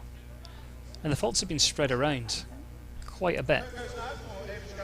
So that's a good sign of a well-built course, really. You know, there's nothing in there that's kind of trappy or anything of that nature. The faults are spread all over the place. Vivaldi Duty comes next. Alish Kniff for the United States of America.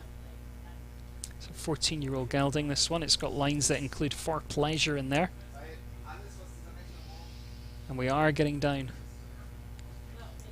towards those final starters here.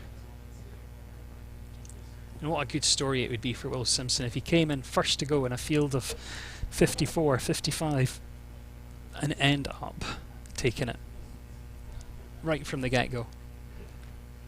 That'd give him something to celebrate tonight.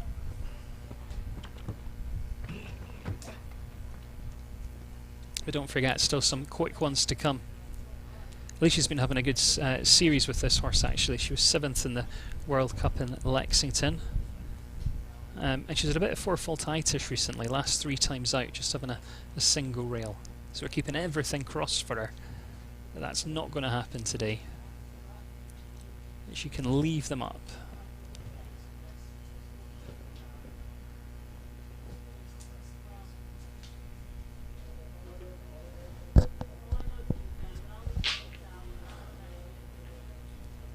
Again, time's not going to be, quite fast enough to worry any of the top few.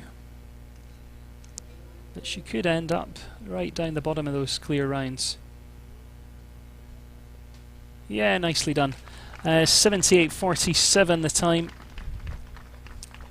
That's going to be the steadiest of our clears, so pops her into 11th place. Again, these riders all come in with their own plans. Some of them are going for broke, making those really tight turns. They're galloping on, they're trying to win today. Others are going for those kind of smoother rounds. And that's all planned out. They all come in here knowing exactly what they're going to get up to. Santiago Lambri, next to go. Casey, the 13-year-old mare, by Curtani. Santiago represents Brazil. Another name that we see at Spruce Meadows quite a lot over the summer series when I'm there, and then also back for the Masters tournament in September. And this year's flying by. It's not going to be too long before we're there and watching the best in the world head to Calgary. He's already had a win with this horse, is Santiago. That's at metre 40 level. Not going to be his day though, having that second part of the double come down. But yeah, he's jumped some good competitions with this horse. Winner of a 155 competition at Wellington around this time last month.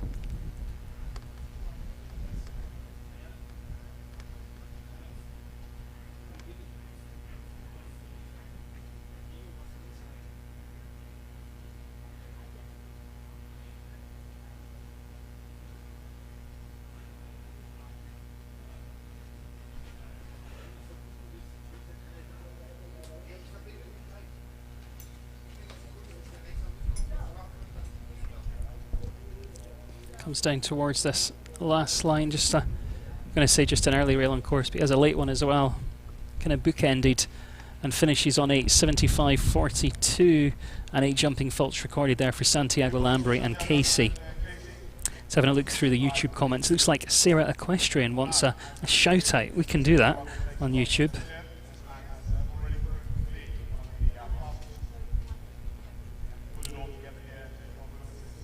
But great to have some people getting involved with the conversation over there.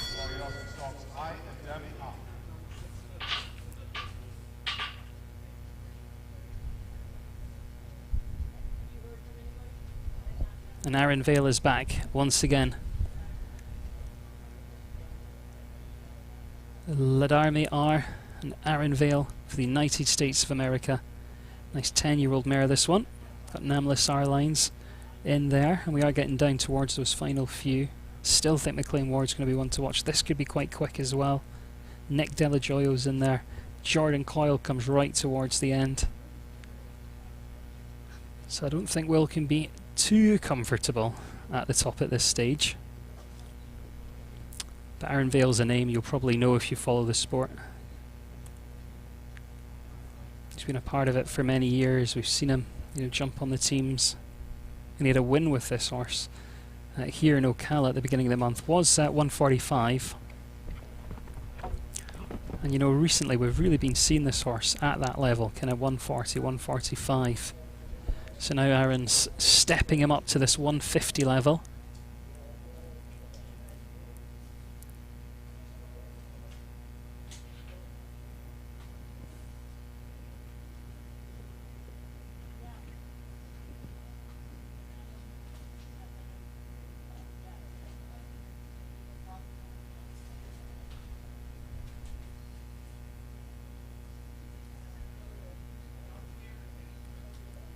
Comes down towards this line. This could be quick, you know, 65.51 to beat. If he jumps this, he's going into the lead.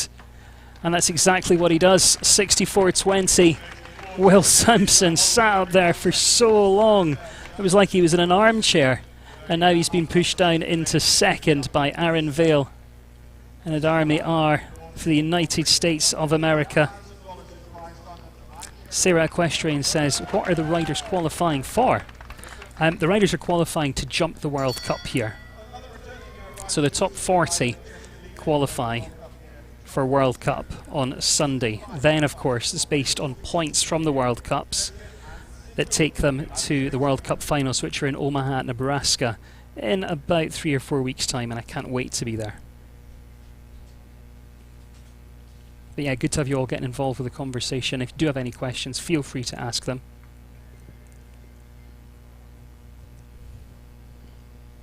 And Jessica Leto already with us. Kimbura for the USA, on course and underway. This is a 12-year-old by Kalido.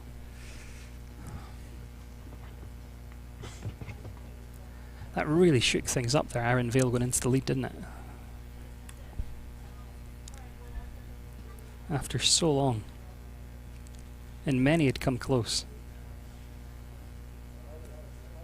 Jessica jumped the World Cup in Lexington with this horse. Just had a rail and a time fault. And it's kind of been there or thereabouts recently. You know, again, just having the odd time fault, having the odd rail like that.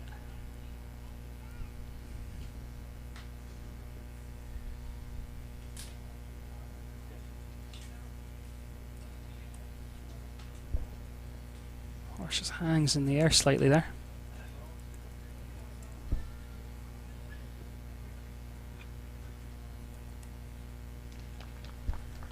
And just one coming down, 74.16. And finishes on the 4 there, Jessica Leto for the United States of America. So Aaron Vale leads, 64.20. Will Simpson in second. Daniel Coyle in third place. That's our top 3 at this stage. It's USA and Ireland making up the podium places. McLean Ward is next to go. We haven't got enough time to tell you what this man's done, but we were talking about World Cup finals a sec ago, and the last time the World Cup finals were in Omaha, Nebraska, this is the man that took the win. It's the one thing that kind of evaded his capture throughout his career was World Cup finals. He'd never taken the title before. He went to Omaha in front of a home crowd. The atmosphere was electric, and he ended up right in the centre podium, hoisting that World Cup final trophy. Will he do it again? We'll know the answer to that in about 3.5, 4 weeks' time. Not going to be his class today, though. That double causing issues for him.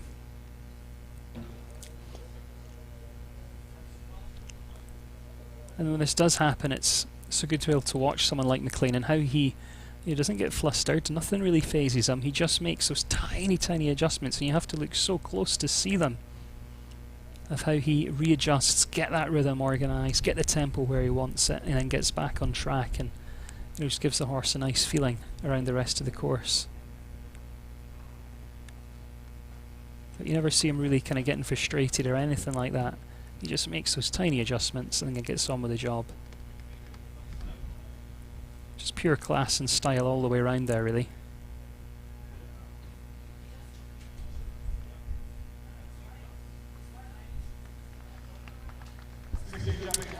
16 jumping and a time fault makes 17 there for McLean Ward, and Kyle S 80.28 his time.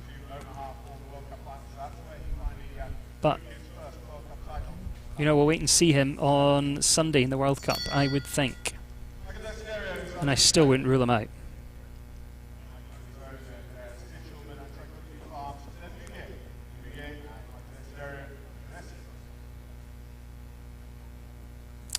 Farm Life is just watching on YouTube Live. Just trying to look to see where you're from. I thought I saw where you were from. But anyway, she's watching. She wanted a shout out, so... Oh, she's from Sydney, Australia. There we go. Right, let's get to Michael Desidero next. Represents the USA. Nice horse, this one. 12-year-old. And again, if you want to see the start lists, if you want to see the live results, if you want to see the course plans, any of that fun stuff, just head to longinetiming.com. You can see everything you want to on there. The results are published there in the start lists for the next day. Whoa! Just didn't take off. It's hard to see from that angle. I don't know if he just maybe dropped it a little bit in front of the fence and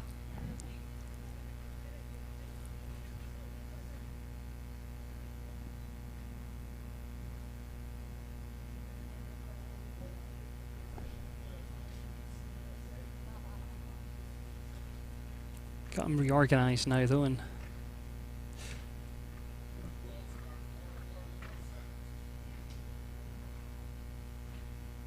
oh wait, takes that as well. Just getting a little bit long at times.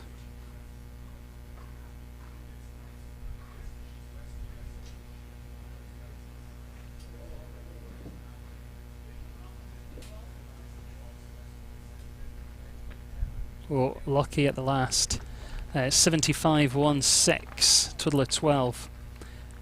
It looked like he gave that plank at the end a real rattle, and as a bit of a fun fact, and I don't think it's going to matter here today because the ring crew are going to fix it, but that final fence is actually faultable until he leaves the ring or the bell is sounded for the next competitor. But in this case, it's going to be one of those things, or when the ring crew goes to the final fence and actually fixes it before he walks out the ring. So he's been quite lucky today, courtesy of the ring crew. But yeah, there's your fun judging facts of the hour. Hi to Caroline Hill joining us on Facebook Live.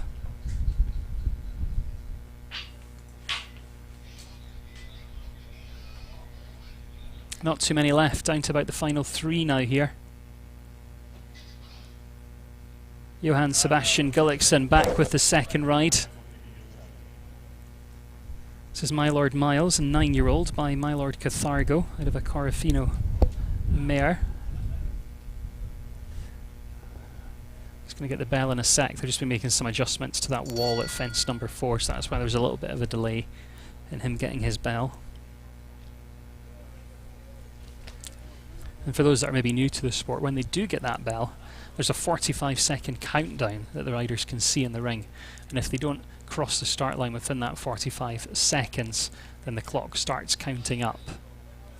Then if they don't cross for another 45, they're eliminated. And occasionally in the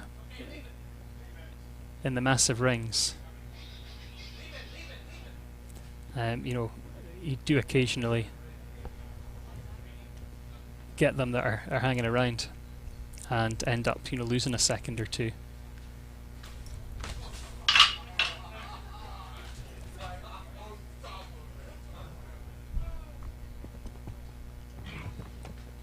There was a bit of excitement in the ring there for a sec because the ring crew member that was fixing fence 4 was still kind of hanging around a little bit longer than we like. So there's a few people telling him to get out of the way, and then he dropped his radio in front of the fence. So just to keep you posted on the inside scoop. But he's now collected his radio, which is great news. Anyway, back to Johann, who was very unlucky at the very lucky, I should say, at the first part of that double. Just had a little rattle.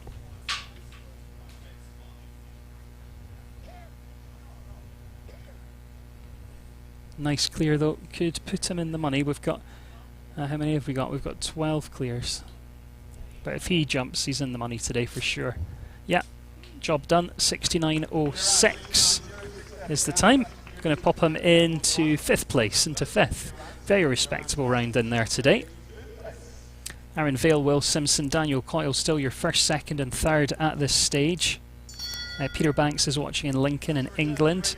Trina in Montego Bay, Jamaica. Very tropical, Trina. Hope you're on a beach or something, or drinking out of a coconut. That's how I imagine it is in Jamaica.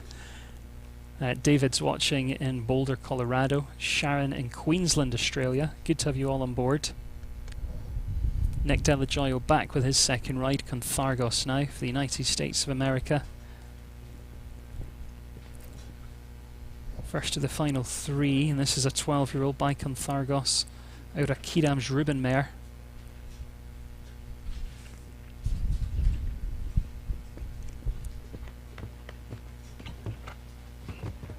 And Aaron Vale certainly added a lot of pressure on for those that are trying to catch him.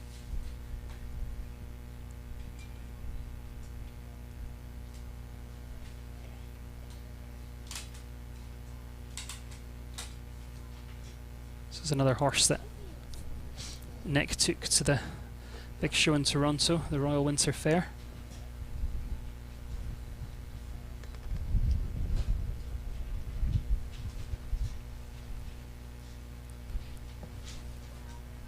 Placed well there. Now 64.20 is the time that sits at the top of our leaderboard. He's not going to be that fast, but he's not going to be too far away either. 67.32, going to take him into 5th place. Into 5th for Nick Delajoyo. He'll be happy with that. Nice round.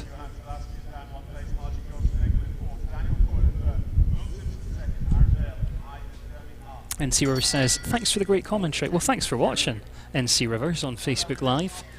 It's good to have you keeping me company, and everyone else that's on there as well. Crystal Myers lives in Florida, about an hour from Ocala. What, you're not here, Crystal? You couldn't be bothered to drive here.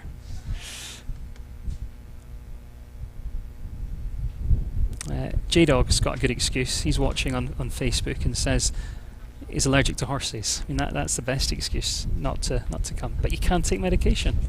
So in fact, still get here. Right, this is Jordan Coyle, and this is a horse he knows very well. It's called Centrico Volo. He represents Ireland. It's an 11-year-old by Sentinel. It's got Chaco Blue lines in there.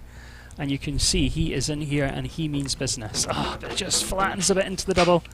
Catches those 2 rails. Just needs to gather things back up now and get organised. But it's all academic from here. I think we might see him possibly putting his hand up. But then again, it is the first day of the show. Is he going to put his hand up? I would think so. Yeah, there we go. Yeah, decides to retire. But you know, they are a real competitive combination. And obviously things just not going quite as Jordan had planned today. Maybe just not getting the best feeling of the horse, just felt a little bit hot. And rather than just kind of continuing on and try to manufacture a round out of it, he's very sensibly just decided to kind of call it a day, get organised and then come back in. Probably tomorrow, I would think. And we'll see a completely different result there. Just one left to go. One left to go. We'll find out if Aaron Vale has done enough. The judges' absolute favourite horse of the day, because it's the last horse of the day. Jeffrey HS and Great Britain's Grace Debbie. They will challenge 64. I would think, with no disrespect to Grace, I think Aaron, Will and Daniel are all pretty safe, but Grace is a super talented athlete who, you know, we've just seen on a Nations Cup team. We've seen her have some real good results as a young rider. And now moving up to the senior ranks. She's got the horsepower, she's got the ability to do some great things in this sport. But let's see how it's going to pan out for them today. Last to go here, Grace Debney, J'espère HS for Great Britain.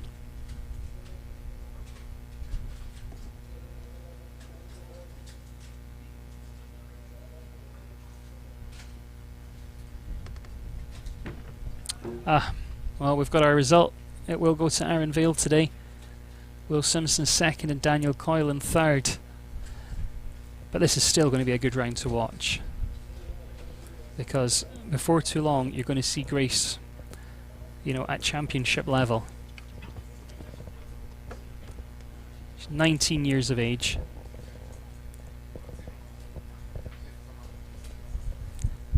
You know, up until a couple of years ago, it was pretty unknown, actually. You know, she's been jumping well on the national circuit over on this side of the pond. And then all of a sudden, just exploded onto the international scene. And has had some great results. She's been jumping the U25s in Wellington.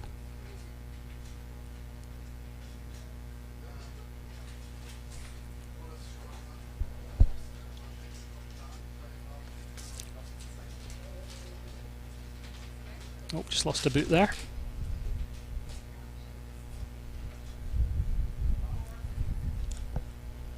And I think she should be very happy with that round. 70.80, so the time was good enough for a top 10 finish. She would have finished in 9th. Obviously that rail's very costly, and it pops her right down. But, you know, it was such a silly rail, really. She jumped all the technical lines in here really well, and then just has that quite delicate fence after the triple bar. But congratulations, of course, do go to Aaron Vale of the United States of America. Uthayadharmi R takes the win today in 64.20. Will Simpson just behind there in second place with Chaco P 65.51, and then Daniel Coyle to round off the podium finishes with Gisborne VDL 67.01, and you can see the lower placings on your screen there. But a huge thank you to each and every one of you that has joined us, that has come along and watched on YouTube, on Facebook, on FEI TV, on Clip My Horse. And don't forget, you can enjoy a whole load of sport throughout the weekend here on those platforms. We're going to be back on Facebook and on YouTube Live tomorrow, so make sure you come and join for that. It would be great to have you with us. And it will be starting at 2 p.m. local time. So 2 p.m. local time tomorrow, and we're Eastern if you want to look it up and translate it to wherever you are in the world. But it'd be great to have you on board. If you want to come and watch with me tomorrow, feel free. But whatever you're doing today, make sure you enjoy it. Diane Henkel says thank you, nothing better than show jumps. She can't ride anymore, but she really loves watching the competitions. Well, it's great to have you still involved with the sport, Diane, still watching. Jen Newman says go the Aussies. J-Dog says great show, thank you. Sarah Question says, that was amazing. Well, thanks, Sarah. You're amazing too, just for watching. That's all you had to do. Farm Life as well, saying Aussies. She's obviously watching Down Under, so g'day. That's all I can do. I won't even do that, put another shrimp on the Barbie or anything like that. But yeah, thank you so much for watching. My name's Adam Cromarty. Good to have you with me, and hopefully you will be back to watch tomorrow. But enjoy the rest of your day wherever you are in the world, and from everybody here in Ocala, it's goodbye for now.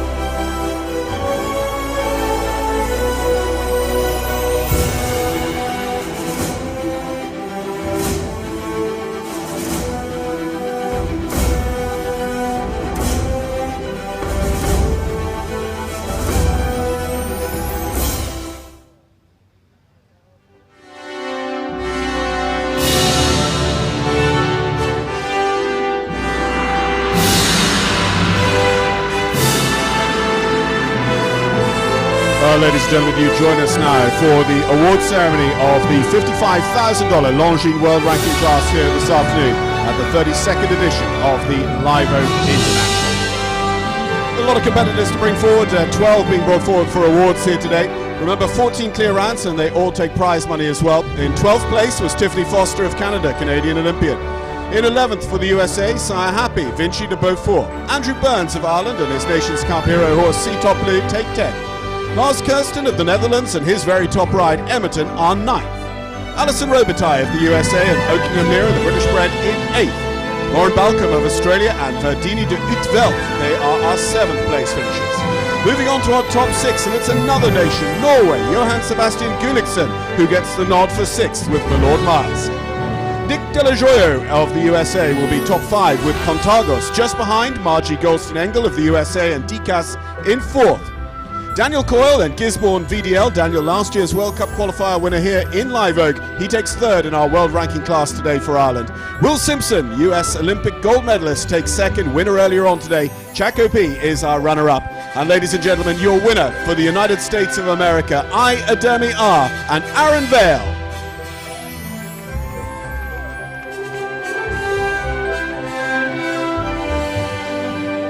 Well, ladies and gentlemen, as we're joined by all of our top 12, could we ask you please to rise as we celebrate victory here for one who represented his country at last year's World Cup Finals in Leipzig, Germany, with the playing of the national anthem for Aaron Vale and the United States of America.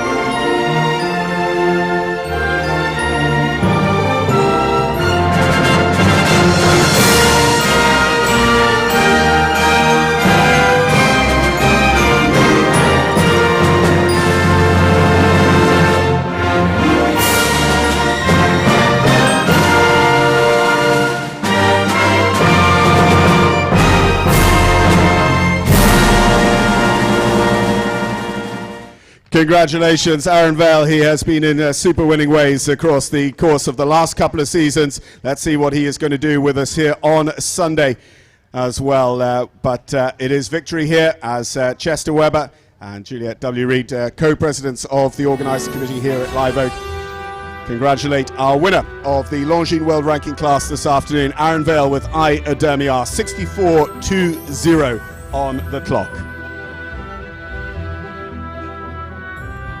Chester and Juliet now will go over to congratulate longtime leader. He was first in the ring, only just pipped in the closing moments of the class. Will Simpson, Chaco P, 65.51, second for the United States of America.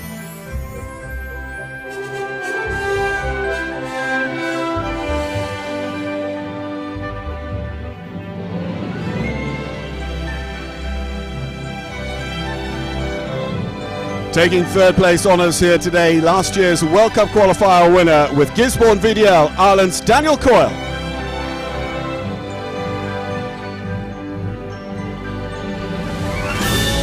An absolute legend of US show jumping, and she takes the 4th place finish here today with the loyal DCAS, Margie Goldstein-Engel.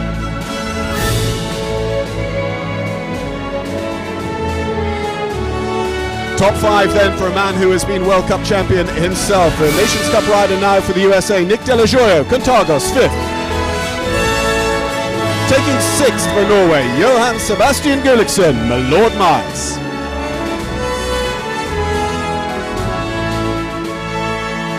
Seventh then in our honours of this world ranking class for Australia, Lauren Balcom, Verdini de Utveld. Next up on the order of merit, it's Alison Robitaille for the USA and Oakingham Lira.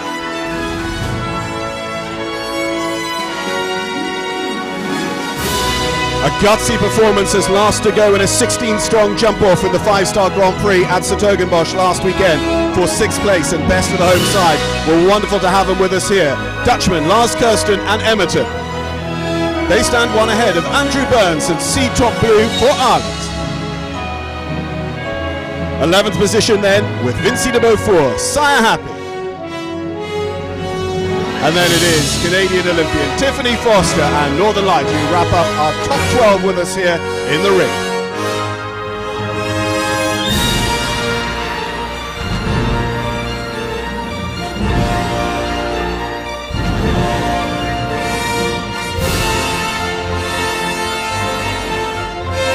Let's get Juliet and Chase safely back into place, and it is time for a richly deserved lap of honour here this afternoon, ladies and gentlemen, at Live Oak. Let's hear you.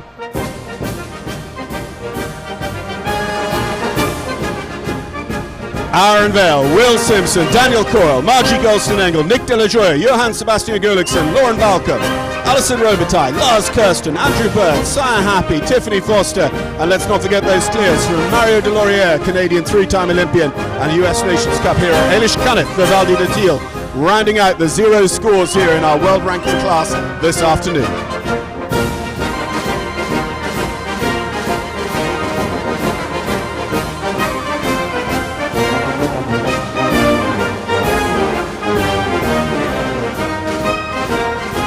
Fantastic. Aaron, have you got one more lap in you? I think you should, ladies.